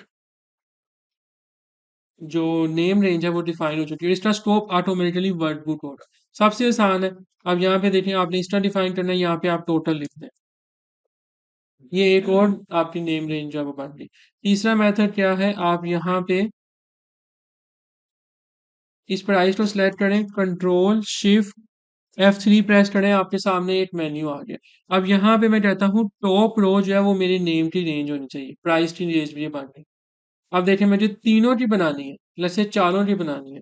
कंट्रोल शिफ्ट F3 और मैं इसको यहाँ पे देखें, अब इसने एक्सेलेंट है कि लेफ्ट कॉलम अगर आपने सिलेक्ट करना है, मतलब क्योंकि मेरे यहाँ पे थे टेक्स्ट फील्ड थी, उसने कहा कि अब टॉप रो नहीं हो सकती तो ये लेफ्ट साइड की ही होगी जहाँ पे आपके हेडर्स अब टॉप पे नहीं है लेफ्ट पे है। इसीलिए उसने यहाँ पे ऑटोमेटिकली लेफ्ट कॉलम सेलेक्ट कर लिया। अब मैं जैसे ही ओके करूंगा, ये देखें फार्मूलाज नेम मैनेजर, यहाँ पे देखें वो सारे फार्मूलाज अपडेट, वो नेम रेंजेस और उनकी रेंजेस आ गई। आप किसी रेंज के बजाय किसी एक सेल को भी डिफाइन कर सकते हैं नेम, लेट से माई अंडरस्कोर नेम। अब मैंने इस सेल का नेम जो है वो माई अंडरस्कोर नेम कर दिया। यहाँ पे भी आप जाएंगे, सॉरी इस शीट पे जाएंगे, देखें B8 आ रहा है। यहाँ पे जब भी क्लिक करेंगे माई नेम लिखा है। जब भी आप इस सेल को सिलेक्ट करें देखें यहाँ पे प्राइस लिखा है, ये देखें और ये देखें प्राइस। इसका मतलब है कि मैंने रेंजेस को या सेल को नेम डिफाइन कर दिया। अब इसका फायदा क्या होगा, लेट्स से मुझे यहाँ पे प्राइस को मल्टीप्लाई करना है क्वांटिटी के साथ। ड्रैग भी करने की जरूरत नहीं पड़ी, ऑटोमेटिकली मेरा पूरी वैल्यू जो है वो मल्टीप्लाई होकर आंसर आ गया। तो ये चीजें हर जगह पे हर चीज यूज नहीं हो रही, लेकिन अभी बताने का पर्पज ये है कि जब आपके पास कोई ऐसी सिचुएशन हो, लार्ज बल्कि शीट्स हो, मल्टीप्लिकेशन काफी ज्यादा कॉम्प्लेक्स फार्मूलाज हैं, तो आपको याद नहीं रहते सेलर रेफरेंसेस कि ये सेलर रेफरेंस किस चीज का है। तो बेसिकली आप आइडेंटिफिकेशन के लिए नेम रेंजेस यूज कर रहे हैं कि आपने प्राइस को मल्टीप्लाई करना है क्वांटिटी के साथ। समझ आ रही बात की। इसी तरह यहाँ पे ये दूसरा मेथड था, तीसरा कंट्रोल शिफ्ट 3 का था और थर्ड वाला जो है अन यूजफुल नेम रेंज शॉर्टकट, उसके अंदर आप F3 प्रेस करेंगे और आपके पास ये नेम रेंज का मेथड नहीं, बेसिकली आप क्या करेंगे, अब अगर मेरे पास नेम रेंज बहुत ज़्यादा हो चुकी है तो मैं यहाँ से फंक्शन F3 प्रेस करूँगा तो मेरे पास वो सारी लिस्ट आ जाएगी। तो जिस नेम रेंज को आपको चाहिए उसको सिलेक्ट करके ओके करेंगे, वो देखें यहाँ पे लिखा आ गया वेजिटेबल। अब आपको इतने सारे नेम है, 25-20 हो रहे हैं अगर, तो वो भी याद नहीं रहेंगे। तो फिर आप shift F3 sorry function F3 या सिर्फ F3 की शॉर्टकट की प्रेस करेंगे तो आपके पास एक डायलॉग विंडो जो है वो ओपन हो जाएगी लाइक दिस। अब आपके पास वो सारी लिस्ट आ जाएगी नेम रेंजेस से जो आपने डिफाइन की होगी। तो आपको बार बार फार्मूलाज में जाके नेम मैनेजर को एक्सेस करने की जरूरत नहीं पड़ेगी। अगर आप इनको डिलीट करना चाहें तो कैसे कर सकते हैं, डिलीट बताएं। सेम नेम मैनेजर पे जाएंगे और इसको वन बाय वन आप डिलीट कर दें। अब आप देखिएगा इनको डिलीट करने से क्या नुकसान होता है। यहाँ पे एक एरर आ गया नेम। क्यों? क्योंकि आप एक्सेल को नहीं पता कि आपने जिसको मल्टीप्लाई किया वो कहाँ पे रजिस्टर है, आपने उसको डिलीट कर दिया, आपने उसकी डेफिनेशन को खत्म कर दिया। एक्सेल उस डेफिनेशन की बेस पे उस पर्टिकुलर एड्रेस की लोकेशन पिक कर रहा था। तो अब हम दोबारा यहाँ पे इसको क्वांटिटी को ऐड करते हैं, प्राइस सॉरी क्वांटिटी पे जाते हैं और यहाँ पे अब हम जाएंगे फार्मूला पे। अब यहाँ पे देखें लिखा हुआ है क्रिएट फ्रॉम सिलेक्शन। अब मैं तीसरा जो यहाँ पे मेथड है ये फार्मूला और क्रिएट फ्रॉम सिलेक्शन पे जाऊंगा और यहाँ से टॉप रो सिलेक्ट करूंगा और ये देखें इसकी शॉर्टकट की मैंने बताई कंट्रोल शिफ्ट F3, यहाँ पे क्रिएट फ्रॉम सिलेक्शन। और यहाँ पे इसकी अब यहाँ पे ये QT तो नहीं है, क्वांटिटी है।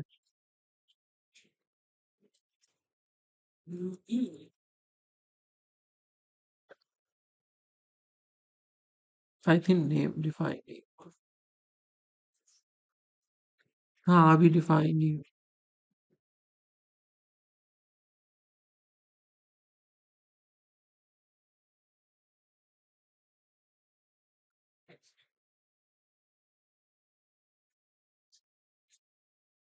है, इसको मैं अपडेट करता हूँ और ये दोबारा से वैल्यू सेट हो गई। ठीक है।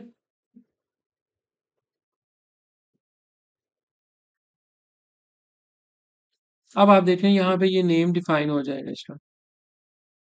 एक्चुअली मैं हेडर को ऐड नहीं कर रहा था, इस वजह से वो मुझे क्रिएट, अगर मैंने अपने हेडर को इंक्लूड नहीं किया इसमें और मैं फार्मूला पे जाके क्रिएट फ्रॉम सिलेक्शन करूंगा, टॉप रो करूंगा, तो वो यहाँ पे इसका नेम रेंज डिफाइन नहीं कर पा रहा। क्यों? क्योंकि आपकी टॉप रो का हेडर आपने सिलेक्ट नहीं किया।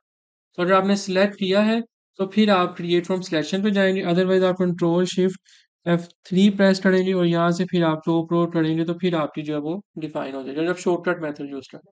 बट क्रिएट फ्रॉम सिलेक्शन के लिए आपने कंप्लीट अपने हेडर को भी उसमें इंक्लूड करना है।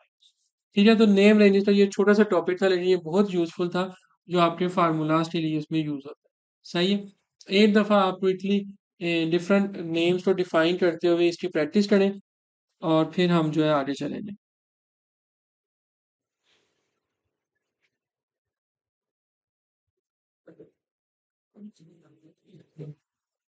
डिफरेंट मेथड्स अप्लाई कीजिएगा। पहले मेथड वन अप्लाई करें, सिलेक्ट करें कॉलम को और उसके बाद आपने जाना है फार्मूला से टैब पे और वहां से आपने डिफाइन नेम पे क्लिक करें और उस विंडो के थ्रू सिलेक्ट करें और फिर उसको मल्टीप्लाई वगैरह फार्मूलाज अप्लाई करें।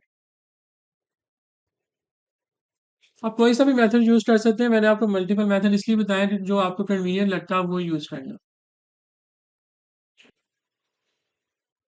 Control plus shift plus F3 के साथ आपको नेम रेंज बनाने की ऑप्शन मिलेगी और F3 के साथ आपको सारी नेम रेंज जो डिफाइन किए हैं उनकी लिस्ट शो होगी। जी समझ में आ रहा है? जो क्वेश्चन है तो बता दें, मैं दोबारा नहीं तो एक्सप्लेन कर दूँ। नहीं हुआ? किस चीज से नहीं हुआ? एक दो तीन, सही है। चले मैं दोबारा से बताता हूँ। ये सामने देखिएगा, इस शीट में करते हैं और इसके बाद फिर हम ब्रेक कर लेंगे। सही है। अब ये मेरे पास एक शीट है, यहाँ पे हमने आपको पता है मल्टीप्लिकेशन का फार्मूला अप्लाई किया था और फिर उसके बाद सम किया था, इसी शीट के ऊपर हम अप्लाई करते हैं। अब यहाँ पे मल्टीपल मेथड है तो मैं अभी एक ही मेथड यूज कर रहा हूँ। अब मैंने सबसे पहले अपनी प्राइस की इस रेंज को सिलेक्ट किया। सिलेक्ट करने के बाद मैंने यहाँ पे जाके सिंपल PR लिख के एंटर प्रेस कर दिया, नेम रेंज डिफाइन हो गई। ठीक है। अब मैंने इस पर्टिकुलर सेल को सिलेक्ट किया, कंट्रोल शिफ्ट F3 प्रेस की और मैंने यहाँ से टॉप रो सेलेक्ट किया और ओके कर दिया। नेम रेंज जो है एस टी पी डिफाइन हो रही, फार्मूला नेम मैनेजर। और यहाँ पे देखें, ये मैंने ना जो एक्स्ट्रा है ना, इनको डिलीट कर देता हूँ पहले।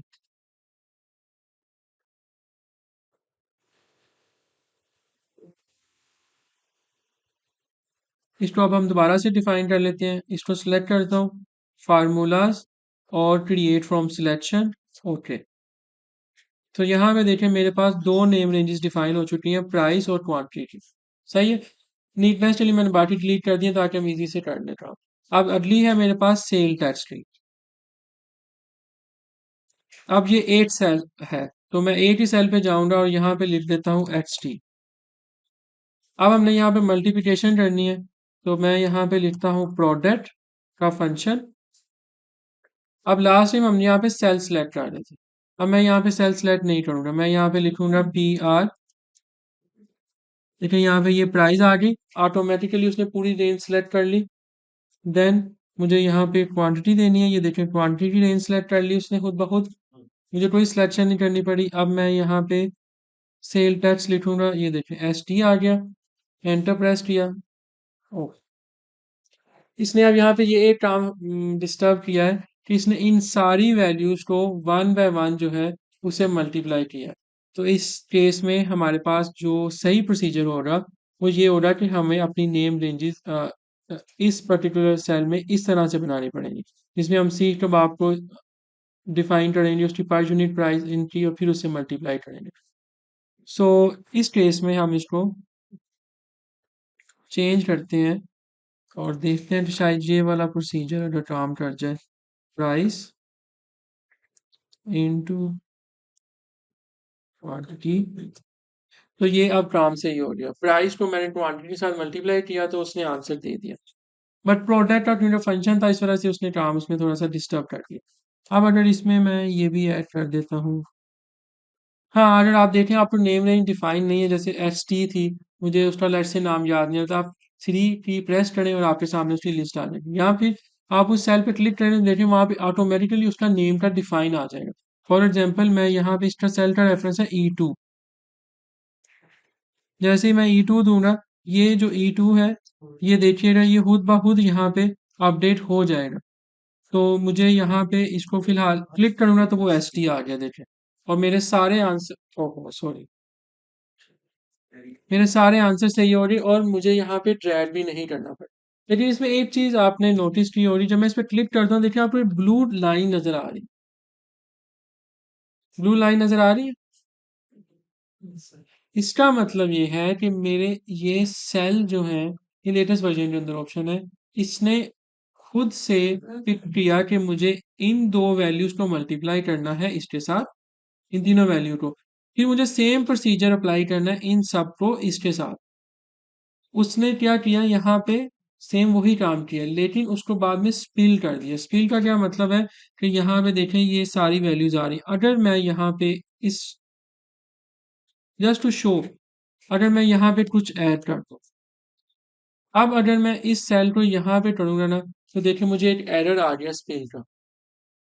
इसका मतलब ये है कि मेरी नीचे वाली जो पर्टिकुलर रिक्वायर्ड रेंज थी उसमें कोई ऐसी वैल्यू आ रही है जो मेरे उस एड्रेस को डिस्टर्ब कर रही है। ये न्यू एरर है एक्चुअल में, जिसको हम कहते हैं स्पिल एरर। तो अगर मुझे इसको ट्रैक करना है तो मैं इसको डिलीट करूंगा, देखिए सारी वैल्यू सही है। ठीक है, ये लेटेस्ट वर्जन के अंदर ऑप्शन है, होपफुली इसमें भी हो। अब हमने टोटल करना है जी, टोटल कैसे करेंगे, हमने अगेन प्राइस को मल्टीप्लाई करना है क्वांटिटी के साथ और देन प्लस करना है इस सेल की वैल्यू के साथ। सारी वैल्यूज के आंसर खुद ब खुद देखें एक्यूरेटली आ, यहाँ पे अब मैं इसको ऑटो सम कर देता हूँ। यहाँ पे देखें ये ऑटो सम का फंक्शन है और ये एंटर किया और ये देखें डन। तो आप देखें कि एक चीज जो आप रेंज, ये छोटा सा शीट है तो इसलिए आपको लग रहा है कि ये इतना मुश्किल क्यों हम कर रहे हैं, सिंपल कर रहे हैं, लेकिन जब आपके पास लेंथी शीट्स होती हैं उस सूरत में नेम रेंजेस आपके लिए बहुत ज्यादा फायदा है। इवन दो आप एक्सेल के अंदर पिक्चर को भी फाइंड कर सकते हैं। फॉर एग्जाम्पल आपने किसी स्टूडेंट का रिकॉर्ड फाइंड करना है, आपके पास उसका रोल नंबर है, आपने देखना कि वो स्टूडेंट कौन सा है, आप सिर्फ उसका रोल नंबर ऐड करेंगे, आपको उसकी पिक्चर उसके सारे पर्टिकुलर जो जो आपको चाहिए वो मिल जाएंगे। Including the picture as well. तो उसके लिए आपको नेम रेंजेस ही यूज करनी पड़ेगी। सही है। तो ये थोड़े से एडवांस, थोड़े सुपर एडवांस फंक्शन है जिसमें पिक्चर आ रही, तो मैं डायरेक्ट आपको वहां पे नहीं लेके जा सकता अभी। आहिस्ता आहिस्ता जो चलेगा, और पर्टिकुलरली स्पेसिफिकली कोई इशू हो तो मैं उसमें हेल्प करने के लिए अवेलेबल। सही है। तो अब हम ब्रेक कर लेते हैं, और उसके बाद फिर एक दो चीजें सिर्फ रह रही हैं हमारी। एक एक्सेल के एरर्स, और दूसरा डाटा मतलब टॉपिक। हमने टॉपिक के बारे में पढ़ा था, हमने डेटा की टोपिंग के बारे में पढ़ा था, फार्मूला की टोपिक के बारे में नहीं पढ़ा। अगर हम फार्मूला टोपिक करते हैं तो क्या चैलेंजेस आते हैं, उसको हम ब्रेक के बाद रिज्यूम करते हैं। Thank you.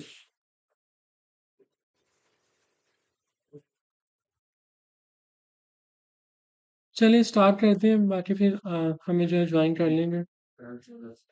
अब हम बात करने लगे हैं एक्सेल एरर्स की।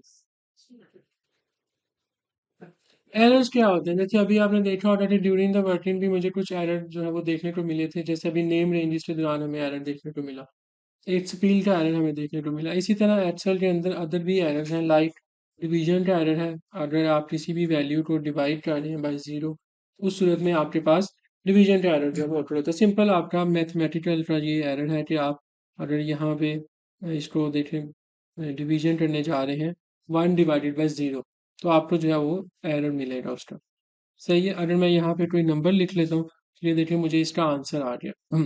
अब यहाँ पे मैंने डिवीजन अभी कोई भी नहीं की, लेकिन फिर भी मुझे डिवीजन का एरर आया, जबकि यहाँ पे सेल रेफरेंस है 1/S4। इसका मतलब ये है कि मेरा ये सेल डिवाइड हो रहा है किसी एक ऐसी वैल्यू के साथ जो कि भी एम्प्टी है। मतलब वो सेल के अंदर कोई भी वैल्यू एग्जिस्ट नहीं कर रही। जब उसके अंदर कोई इनपुट आएगी तब मुझे उसकी डिवीजन हो रहा, तो वो एरर चला जाएगा। तो सम टाइम हमारी शीट में जब एरर्स वेट कर रहे होते हैं जैसे इनपुट का, उस चीज को ओवरकम करने के लिए हम नॉर्मली क्या करते हैं, एरर के लिए इफ एरर्स के फंक्शन होते हैं उनको यूज करते हैं ताकि वो वेट करें। हमारी शीट जो है एक्चुअली नीट एंड क्लीन होनी चाहिए, क्योंकि they are waiting some inputs. जब वो इनपुट आएंगे तो फार्मूला से अगेंस्ट आपको आंसर मिलना शुरू हो जाएगा। अदरवाइज अब जैसे यहाँ पे मेरे पास अभी एम्प्टी सेल है, तो ये डिवीजन का एरर जो है एक शीट की अपीयरेंस के लिहाज से लग रहा है कि जैसे इसके अंदर कोई मसला है या कोई इशू है। सही है। तो अगर हम इसको एक सिंपल सा यहाँ पे फंक्शन लगाएं, मैं बाद में भी पढ़ाऊंगा, इफ एरर। अगर कोई भी एरर आए, इफ एरर का मतलब ये कोई भी एरर आए, तो आप यहाँ पे इसको ऐसे ब्लैंक छोड़ रहे हैं, आप देखिए आपको एरर डिसअपियर हो रही है, लेकिन एरर एग्जिस्ट कर रहा है। अब जैसे ही मैं यहाँ पे इनपुट लिखूंगा, देखिए मुझे आंसर मिल गया। इफ एरर का फंक्शन जो है बहुत वर्सेटाइल है कि जब भी आपकी शीट में ऐसी इंफॉर्मेशन शीट्स हो जिसमें इनपुट्स का वेट किया जा रहा हो, जब आपके पास इनपुट आएगी तो आपको रिजल्ट मिलेगा। उस दौरान आप अपने फंक्शन के साथ इफ एरर का फंक्शन ऐड कर सकते हैं, जो कि आपके लिए बहुत ज़्यादा हेल्पफुल होगा इस पर्टिकुलर सिचुएशन को देखने में। शीट नीट एंड क्लीन दिखनी चाहिए, अगर उसमें एरर्स आएंगे तो इसका लगेगा कि उसकी प्रॉपर वर्किंग जो है वो नहीं हुई हुई। इसी तरह से जैसे यहाँ पे नेम का एरर है। अब नेम का एरर क्या है, जो अभी हमने प्रैक्टिस भी कर लिया कि आपने एक नेम रेंज डिफाइन की थी प्राइस की, आपने उसको डिलीट कर दिया। जब वो एग्जिस्ट नहीं कर रही, तो इस तरह से आपको नेम का एरर जो है देखने को मिले। जैसे मैंने यहाँ पे कॉल किया हुआ है एट ABC, लेफ्ट का फंक्शन है या सम का फंक्शन है, कोई भी फंक्शन अप्लाई करें, जरूरी नहीं है कि सिर्फ सम के फंक्शन में या लेफ्ट के फंक्शन में। डिफरेंट फंक्शन में जब भी आप कॉल करते हैं किसी भी नेम को, जो नेम आपका डिफाइन नहीं है या डिलीट हो गया हुआ है, तो आपको नेम का एरर मिलता है। इसी तरह से आपको NA का एरर तब मिलेगा जब आपके पास अगेन इंफॉर्मेशन वेट की जा रही है। अगर मैं यहाँ पे कोई इंफॉर्मेशन लिखता हूँ, अच्छा ये NA है, index and match. Okay, A B and C, तो मुझे यहाँ पे अब A लिखना होगा, तो यहाँ पे देखिए मुझे A की वैल्यू आ गई। अगर मैं यहाँ पे B लिख रहा हूँ तो B की वैल्यू शो होगी, C लिखूंगा तो C की वैल्यू शो होगी। बेसिकली यहाँ पे एक रेफरेंसेस का फंक्शन यूज किया हुआ है, लुकअप एंड रेफरेंसेस का। अब ये फंक्शन क्या कर रहा है कि ये जो भी मैं यहाँ पे एड्रेस में वैल्यू लिखता हूँ, वो इस डेटाबेस में से चेक करेगा और मुझे यहाँ पे शो करवा देगा। फॉर एग्जांपल आपके एग्जामिनेशन के रिकॉर्ड में आपने एक स्टूडेंट के पर्टिकुलर्स चाहिए, आपने उसका रोल नंबर बताया, उसके सारे पर्टिकुलर्स की डिटेल मुझे मिल जाएंगी, एक और एक से ज़्यादा भी। फिलहाल हम यहाँ पे एक की ले रहे हैं इनपुट। इसी तरह से नल का एरर है। नल का एरर आपका तब आएगा जब आप देखें फंक्शन के अंदर आपने यहाँ पे सम किया है, लेकिन यहाँ पे एक आर्ग्यूमेंट मिस कर दिया, दैट इज द कॉमा। अगर आप कोमा लिख देंगे तो देखिए एरर चला जाए। ठीक है, इसका मतलब है कि आपने एक आर्ग्यूमेंट जो है वो मिस कर दिया। अगर हम इसकी डिटेल पढ़ें तो the intersection of two result don't interested, the formula use an intersection of two ranges that don't intersect. आप दो रेंजेस को यूज कर रहे हैं जो आपस में इंटरसेक्ट नहीं कर रहे। इसी तरह से मेरे पास नम का एरर है, पहले नन का था अब नम का है। अगर आपको ये नंबर पॉजिटिव होना चाहिए, जैसे स्क्वायर रूट हमेशा पॉजिटिव वर्क आउट, अब यहाँ पे नेगेटिव नंबर है तो इस वजह से इसको यहाँ पे नंबर का एरर उसने दे दिया कि नंबर पॉजिटिव होना चाहिए, नेगेटिव नहीं हो सकता। हाँ, यहाँ पे अगर मैं एक एबीएस का फंक्शन यूज कर लूँ तो ये देखिए मेरे आंसर सही हो जाए। एबीएस का फंक्शन क्या काम करता है? एबीएस का फंक्शन नेगेटिव वैल्यू को प्लस में कन्वर्ट करता है, is just like a mode. तो ना डिफरेंट हम मैथ नोटेशन में मोड ऐड करते हैं, तो ये पर्टिकुलर जैसे एरिया या लेंथ है जो नेगेटिव नहीं हो सकती, उस वक्त में हम मोड की वैल्यू यूज करते हैं, तो ये एबीएस का फंक्शन एग्जैक्टली सेम वही काम करता है। देन मेरे पास रेफरेंस का एरर है। अब रेफरेंस का एरर क्या है? ये रेफरेंसेस के फंक्शन है। यहाँ पे मेरे पास इंडेक्स का एक फंक्शन है। सबसे पहले यहाँ पे मेरे पास एक अरे है, मैं इसको थोड़ा मैग्नीफाई कर लेता हूँ।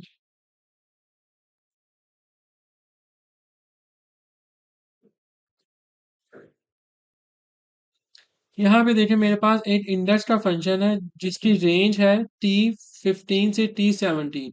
अब इस सेल का आर्ग्यूमेंट है row number and column number, मतलब मुझे इस पर्टिकुलर लोकेशन से इस पर्टिकुलर रो और कॉलम के एड्रेस से मुझे डाटा फेच करके ला के दो। अब मैंने यहाँ पे लिखा है 2 × 3। अब देखिए मेरे इस एक कॉलम में रो नंबर कौन सी है? 2, मतलब ये 2 और ये रो। कॉलम नंबर है 3, मैंने तो कॉलम 3 सिलेक्ट ही नहीं किया हुआ, इस वजह से मुझे यहाँ पे रेफरेंस एरर दे रहा है। अब अगर मैं यहाँ पे भी डाटा ऐड कर दूं लेट से, अब आप देखें मुझे यहाँ से इसका आर्ग्यूमेंट ऐसे सिलेक्ट करना है, मतलब जो रेफरेंस सेल है वैसे सिलेक्ट करना है। ये देखिए मुझे आंसर मिल गया। अब रो 2, ये मेरी रो 2 है, कॉलम नंबर 3, तो ये 55 देखें यहाँ पे आंसर आ रहा है। मैं इसको चेंज कर देता हूँ, लेट्स से 48 में, तो ये देखें। ठीक है, क्योंकि मेरा यहाँ पे argument with respect to the array selected नहीं था, इसलिए रेफरेंस टू एरर मिल रहा है। वैल्यू का एरर क्या है? आपने एक टेक्स्ट फील्ड को -1 किया हुआ जो कि नहीं हो सकती। मतलब एक लेफ्ट का फंक्शन है जो कि टेक्स्ट फंक्शन है जो आपके डाटा में से टेक्स्ट वैल्यू को फेच करके देगा। अब यहाँ पे हेलो का फंक्शन है, इसमें आपने नंबर ऑफ कैरेक्टर में -1 किया है जो कि नहीं हो सकते। अगर मुझे इसको यहाँ से माइनस खत्म कर दूं तो ये देखिए मुझे पहला वर्ड जो था हेलो का एच मिल गया। अगर मैं यहाँ पे लिखूं 2, तो देखिए पहले दो वर्ड मुझे फैच हो गए। तो सम टाइम आपके डाटा सेट में से क्लीनिंग के अंदर आपको टेक्स्ट फंक्शन में से किसी पर्टिकुलर सिलेक्टेड टेक्स्ट की कुछ फील्ड को सिलेक्ट करना होता है, तो फिर इस तरह से लेफ्ट है, राइट है, ये डिफरेंट फंक्शन है टेक्स्ट के जो आप यूज कर सकते हैं। तो ये कुछ बेसिक्स थी हमारे पास फार्मूला के रेफरेंसेस के एरर की, जिनको आप करेक्ट कर सकते हैं जब आपको पहले उनके एरर्स का पता हो। जैसे अभी एक स्पेल का एरर न्यू एरर है, पहले नहीं था जिस करता है एक्सेल में, स्पेल का एरर आ गया। इसी तरह से नल है, नम है, इसी तरह से रेफरेंस है, नेम है, डिवीजन है, तो ये सब एरर्स हैं एक्सेल के। तो जब आपको इनकी अंडरस्टैंडिंग होगी तो आप इजीली उनको रिट्रीव कर सकते हैं, उस जो मतलब एड्रेस कर सकते हैं उस इशू को। फाइनली इस सेक्शन के अंदर ये वाला लास्ट टॉपिक है डाटा शीट का, जिसके अंदर हम टॉपिंग के बारे में पढ़ेंगे। ये रेफरेंसेस की बेसिक इंफॉर्मेशन थी, तो ये मैंने इसलिए आप इसकी बाद में चाहे प्रैक्टिस कीजिएगा। अब ये बहुत सिंपल सा एक पॉइंट है, ये देखिएगा सामने, फिर आप परफॉर्म कीजिएगा। ये एरर्स हैं, मैंने इनको सॉरी एरर्स कह रहा हूँ, फार्मूलाज लगे हुए हैं निकालने, मैंने इसकी कॉपी की है और कॉपी करने के बाद मैंने इनको यहाँ पे प्लेस किया लेट्स से। अब आप देखें क्या हुआ मेरे डाटा के साथ। हम जब भी अपने डाटा की कॉपी करते हैं और किसी जगह पे प्लेस करते हैं तो हमें कोई मसला देखने को नहीं मिलता, एज इट इज नंबर जो है वो कॉपी पेस्ट होते हैं। बट फार्मूला से केस में ये केस नहीं होता, आपके फार्मूला से रेफरेंसेस एवरी टाइम अपडेट हो जाते हैं। अब आप देखें यहाँ पे फार्मूले का रेफरेंस कहाँ पे जा रहा है, ये देखें, और यहाँ पे आपको डिवीजन का एरर भी मिल रहा है, मतलब आप एवरेज कर रहे हैं, किसकी? आप टेक्स्ट की एवरेज ले रहे हैं, जो कि पॉसिबल नहीं है। इस सूरत में फिर क्या किया जाए? इसका हल ये है, आप फार्मूला के सेल को कॉपी ना करें, आप फार्मूला को कॉपी करें। फॉर एग्जांपल आप सेल पे डबल क्लिक करें, इसकी कॉपी करें, कॉपी करने के बाद मैं यहाँ पे लेट्स से प्लेस करता हूँ, एंटर प्रेस किया, देखिए मुझे दैट एड्रेस मिला। ठीक है, अब मैं इसको अगर ड्रैग करूंगा तो बाकी वैल्यूज भी मुझे सही मिलेंगी सारी। ठीक हो गया। बट अब मसला ये है कि ये हम कितनी दफा कर सकते हैं, हर एक आपके शीट में 25 फार्मूलाज हैं, तो 25 के 25 फार्मूला को एक एक करके डिफरेंट फार्मूला की बात करो, एक एक करके पहले कॉपी पेस्ट करेंगे फिर आप ड्रैग करेंगे, तो ये तो मसला फिर हल नहीं हुआ। तो इसका आसान सा एक ट्रिक है एक्सेल के अंदर, वो मैं आपको बताता हूँ क्या है। ये दोनों आपके फार्मूला थे, आप इनको सिलेक्ट करें। हमने लास्ट क्लास में इसके बारे में पढ़ा था, फाइंड और रिप्लेस। अब देखिए यहाँ पे रिप्लेस में फाइंड पार्ट में मुझे क्या चाहिए, मुझे इक्वल टू चाहिए, और मुझे इसको किससे रिप्लेस करना है, लेट्स से मैं यहाँ पे ऐड कर देता हूँ हैश टैग। सामने देखिएगा, ये फाइंड ऑल किया, इसने मुझे सारे इस शीट के वो वाले एड्रेस बता दिए जहां जहां पे इक्वल टू का साइन था। मैं इसको रिप्लेस कर रहा हूँ, वन बाय वन करने की जरूरत नहीं, रिप्लेस ऑल करें। ओके ओके, ये मेरे सारे फार्मूलाज टेक्स्ट में कन्वर्ट हो चुके हैं।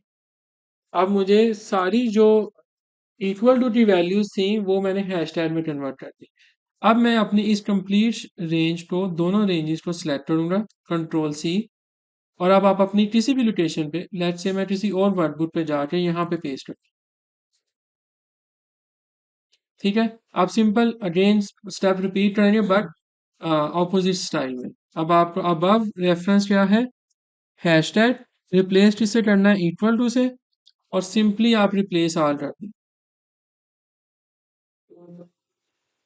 ओह सॉरी, इसमें एक मसला ये हुआ है, क्योंकि मेरे ये जो रेफरेंसेस थे ना, मैंने शीट चेंज की है, तो इस वजह से मैंने रेफरेंसेस को, रिलेटिव रेफरेंसेस थे उनको अब्सोल्यूट नहीं किया, तो मुझे पहले उनको अब्सोल्यूट करना चाहिए था अगर आपने शीट चेंज करनी है। तो मैं इनको पहले इस शीट में पेस्ट करता हूँ, और उसके बाद फिर दूसरी शीट का भी आपको करके दिखाता हूँ। तो ये अच्छा हुआ, एक नई चीज़ जो है इसमें, ये भी इशू रिजॉल्व हो जाए। इधर हम करेंगे हैशटैग, सॉरी फाइंड में हमने करना है हैशटैग, और इसको रिप्लेस करना है इक्वल टू के साथ। ये देखें, ये सारे वैल्यूज आ गई, और ये देखें सारे आंसर एड्रेस आपके सेट हो, कोई इशू नहीं हुआ। बट अब मुझे यहाँ पे इनके रेफरेंसेस को फिक्स करना है अगर, तो मैं यहाँ पे F4 प्रेस कर लेता हूँ।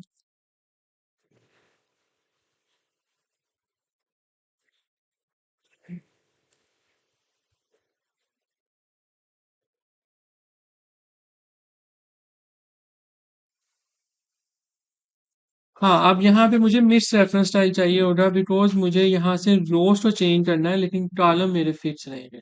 सही है, तो इस सूरत में ये हो सकता है कि हम इस जगह पे जाएं, और यहाँ पे देखें, ये एक तो मेरा रेफरेंस वही पोजीशन पे है, लेकिन ये दूसरी शीट पे है, तो हम यहाँ पे उस शीट का एड्रेस ऐड करना पड़ेगा हमें। तो यहाँ पे इस शीट का अगर हमने एड्रेस ऐड करना है तो आप कैसे ऐड कर सकते हैं, ये देखिए, इक्वल टू, और ये मेरे पास इसका एड्रेस है।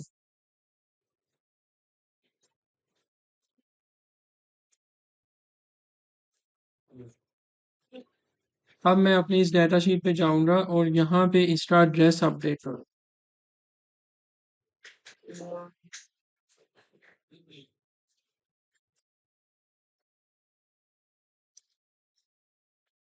यहाँ पे देखिए मुझे इसका आंसर मिल गया। ठीक है, अब ये क्या इशू था, इसके अंदर एक बग था। बग क्या था कि जब आपने यहाँ पे इस शीट को कॉपी किया, उसके रेफरेंसेस को ड्रैग किया, तो वो रेफरेंसेस आपके हो गए। अब आप उसको उसी शीट पे प्लेस करेंगे किसी भी जगह पे, तो आपके फार्मूलाज के अंदर मसला जो है वो नहीं देखने को मिलेगा। बट अगर आप उन फार्मूला को किसी दूसरी वर्कबुक या वर्कशीट पे प्लेस करते हैं, उस सूरत में फिर आपको उस पर्टिकुलर शीट के रेफरेंस को साथ ऐड करना पड़ेगा। अगर आप वो नहीं करेंगे तो एक्सेल को पता है कि आपने वो रेफरेंस एफ सीट्स ओ सीट्स ही है, वो उस शीट का लेगा जिस शीट पे आप उसे पेस्ट कर रहे हो।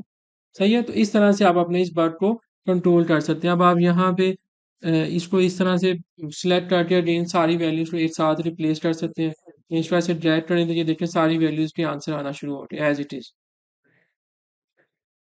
सो मैं यहाँ पे भी एवरेज वाली चीज़ पे भी अगर मैं एग्जैक्टली यही आर्ग्यूमेंट कॉपी कर लूँ इतना सा और यहाँ पे प्लेस कर दूँ और एंटर कर दूँ और ये देखें here we go, done, issue resolve. ठीक हो गया। तो इस तरीके से आप अपने रेफरेंस हिस्ट्री कॉपी कर सकते हैं from one location to another location. ये कुछ बेसिक्स थी हमारे पास फार्मूलाज एंड फंक्शन की और उनकी एनाटमी की। इसकी आप 1 मिनट 2 मिनट में प्रैक्टिस कर लें इस पर्टिकुलर कॉन्सेप्ट की। इसके बाद फिर हम टेक्स्ट फंक्शन से स्टार्ट करते हैं। तो पहले आप उस शीट को कॉपी करें, पेस्ट करें और उसके बाद फिर आप एक दफ़ा उसके रेफरेंसेस को चेंज करें फ्रॉम इक्वल टू हैशटैग, या आप कोई भी दे सकते हैं, ज़रूरी नहीं है इक्वल टू को आप रिप्लेस हैशटैग के साथ करें। आप कोई भी ट्रैक्टर या कोई सिंबल जो है उसमें यूज़ कर सकते हैं। तो ट्रैक्टर स्पेशल ट्रैक्टर ही यूज़ कीजिएगा। अगर कोई वर्ड यूज़ करेंगे तो वो वर्ड अगर आपके डाटा के साथ मैच कर गया तो फिर इश्यू जो है वो क्रिएट होगा। तो अब हम स्टार्ट करते हैं टेक्स्ट फंक्शन के साथ। बहुत आसान फंक्शन है। सबसे पहला फंक्शन है कंकैटिनेट फंक्शन। कंकैटिनेट फंक्शन क्या काम करता है, ये आपके दो टेक्स्ट को या दो से ज्यादा टेक्स्ट को आपस में मर्ज कर देता है। फॉर एग्जांपल जैसे हमने फ्लैश फील्ड को देखा था, डाटा हमारा 3 कॉलम में था, उसको हमने एक सिंगल कॉलम में कन्वर्ट किया था। या आपके डाटा जो है वो डिफरेंट लोकेशन पे अगर पड़ा हुआ है तो फ्लैश फील्ड काम नहीं करेगा। फ्लैश फील्ड तभी काम करेगा जब तीनों टेक्स्ट आपके एक लाइन में पड़े हुए हैं।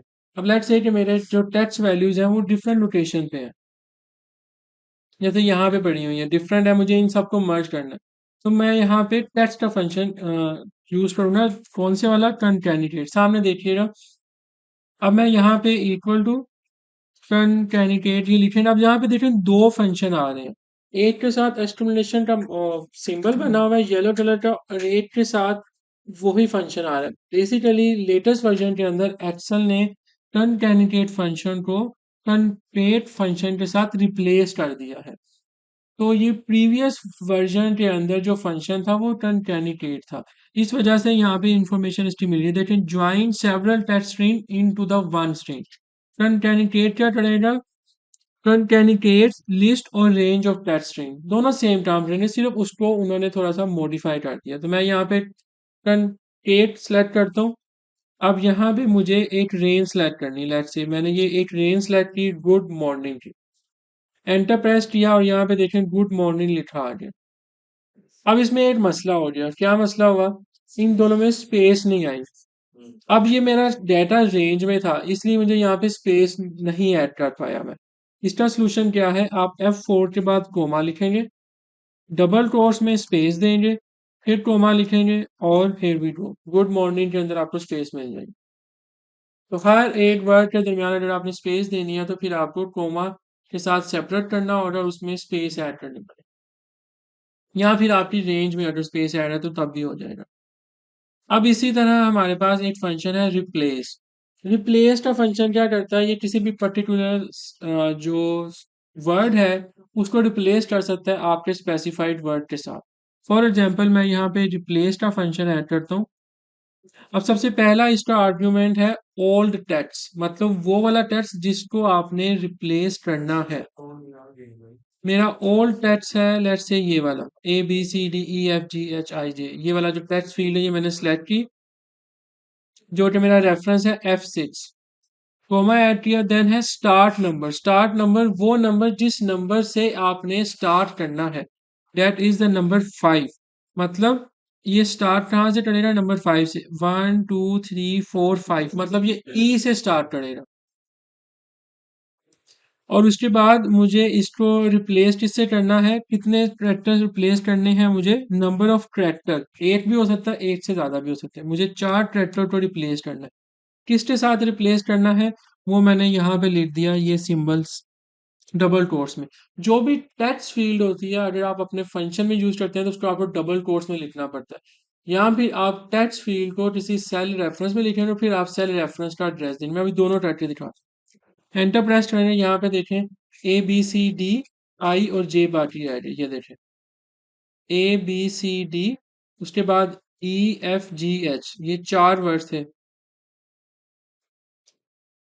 इसको उसने स्टैटिक के साथ रिप्लेस कर दिया। मैंने उसका स्टार्टिंग पोजीशन बताई, कितने नंबर ऑफ कैरेक्टर को रिप्लेस करना है। मैंने कहा था 4th नंबर से शुरू करो, 5th नंबर से शुरू करो, और नंबर 4 तक मुझे उसको स्टैक कर दो, स्टैटिक कैरेक्टर साथ रिप्लेस कर दो।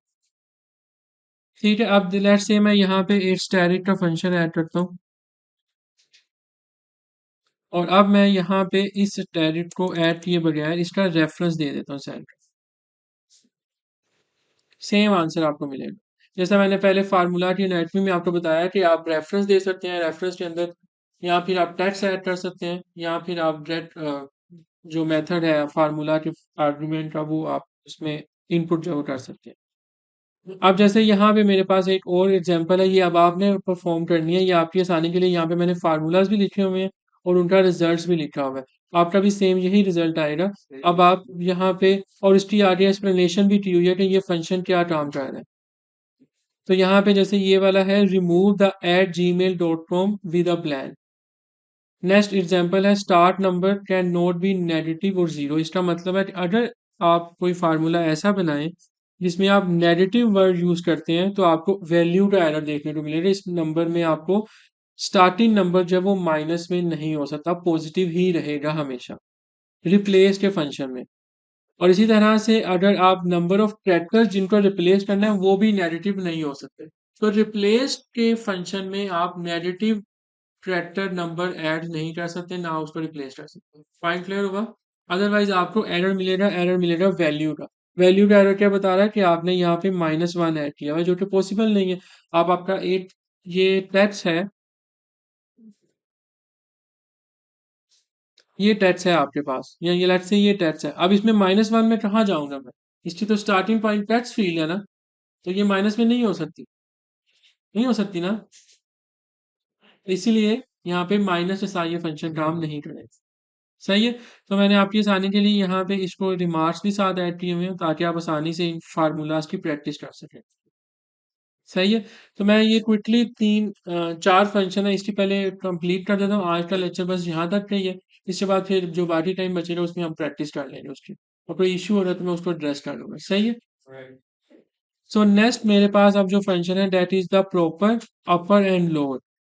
डे टू डे बहुत ज़्यादा बिजनेसेस में इसको यूज़ किया जाता है। फॉर एग्जांपल, मेरे पास आपने जब डाटा कलेक्ट किया क्वेश्चन के थ्रू, आपके पास किसी ने कैप्स लॉक में डाटा दिया, किसी ने अपर केस में सॉरी लोअर केस में डाटा दिया, और किसी ने प्रॉपर के साथ डाटा दिया।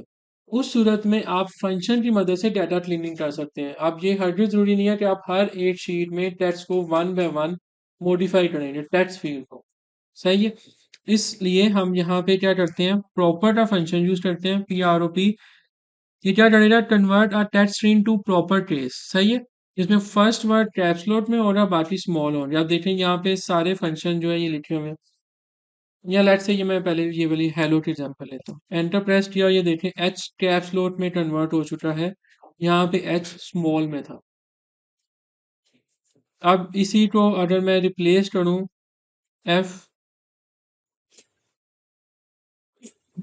इस फंक्शन के साथ, तो यहाँ पे देखें Excel function Excel F caps lock में आ गया और ई जो है कैप्स लॉक में आ गया। मतलब हर वर्ड का फर्स्ट वर्ड जो है आपको कैप्स लॉक में मिलेगा, बाकी वर्ड आपको लोअर केस में मिलेंगे। प्रॉपर का फंक्शन आपका ये काम करता है, capitalize the each alphabet of the selected range और रो जो भी आपने सेलेक्ट किया। सॉरी, इसमें रेंज सेलेक्ट नहीं हो रही, इसमें हमेशा एक ही सेल का आर्ग्यूमेंट सेलेक्ट हो रहा है, दैट इज द टेक्स्ट। अच्छा, इसी तरह से अब हम यहाँ पे जाते हैं अपर के केस में। अपर का केस क्या काम करेगा, ये आपके जो स्मॉल वर्ड्स हैं उन सबको अपर में कन्वर्ट कर देगा, लाइक दिस। सारे यहाँ पे आप देखें, इसको ना मैं ऐसे में हाइड कर लेता हूँ ताकि ना डिस्टर्बेंस हो जाए। ये देखें, यहाँ पे अब आप देखें कि ये जो हेलो है यहाँ पे स्मॉल था, ये सारे अपर केस में अपडेट हो गए। इसी तरह से अपर का केस आपका नंबर्स में कोई, इसमें पूरे पैराग्राफ को भी चेंज कर सकते हैं स्टेप। जी, आप यहाँ पे एक टेक्स्ट के एक सेल के अंदर जो भी आपने लिखा है वो सारे का सारा उसके हिसाब से अपर हो जाएगा। फॉर एग्जांपल, अगर हम यहाँ पे और इसमें वर्ड ऐड कर लेते हैं, तो ये उसने सारों को जो है वो अपडेट कर दिया। इसी तरह से अब मेरे पास जो नेक्स्ट फंक्शन है नंबर्स अगर, अब यहाँ पे देखिए अपर के फंक्शन में, हाँ अब ये आप ऐसे भी कर सकते हैं, लेट्स से मैं यहाँ पे अपर लिखता हूँ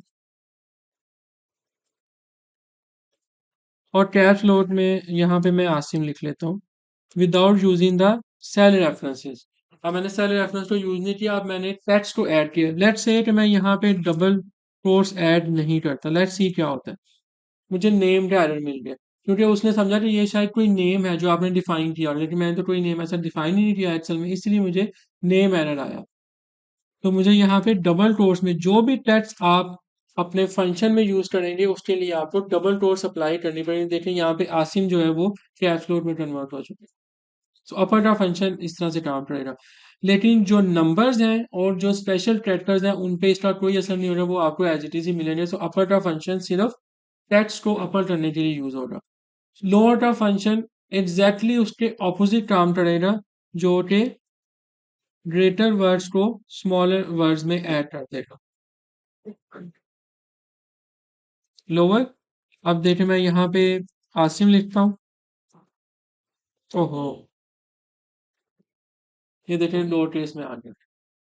ठीक है, सिंपल। प्रॉपर का वर्ड क्या करेगा, हर एक वर्ड का फर्स्ट वर्ड कैपिटलाइज कर देगा। अपर का फंक्शन सारे वर्ड्स को कैपिटलाइज कर देगा और लोअर का फंक्शन सारे वर्ड्स को लोअर केस में आप कन्वर्ट कर देगा। लास्ट फंक्शन है टेक्स्ट फील्ड का, that is the rept function. Rept function क्या करता है, ये आपके किसी भी पर्टिकुलर सिंबल को या किसी भी वैल्यू को रिपीट करने के लिए यूज होता है। फॉर एग्जाम्पल REP आप लिखें यहाँ पे रेप्ट। अब यहाँ पे लिखा हुआ है टेक्स्ट, दो ही आर्ग्यूमेंट है इसके, टेक्स्ट मतलब वो वाला टेक्स्ट जिसको आपने रिपीट करना है। मैं यहाँ पे एट लिखता हूँ, मुझे इसको कितनी दफा रिपीट करना है, मुझे उसका टाइम बताना है। मैंने 5 लिख दिया, ये देखिए 5 टाइम आपको एट एट एट लिखना मिल जाएगा। मतलब एक सिंबल की या एक टेक्स्ट की आप कोई भी वैल्यू यहाँ पे दे सकते हैं। स्पेशल कैरेक्टर ना भी हो, आप ए लिख दें तो ए को 5 टाइम वो रिपीट कर दे। और किसी भी टेक्स्ट फील्ड को आपने रिप्ले मल्टीप्लाई करना है, मतलब उसको उतने टाइम लिखना है, तो आप ऐसे कर सकते हैं। जरूरी नहीं है एक सिंगल वर्ड हो, मैं यहाँ पे आप कंप्लीट नेम लिखता हूँ। ठीक है, इसी तरह से आप इसमें कुछ और भी अगर चेंज करना चाहें,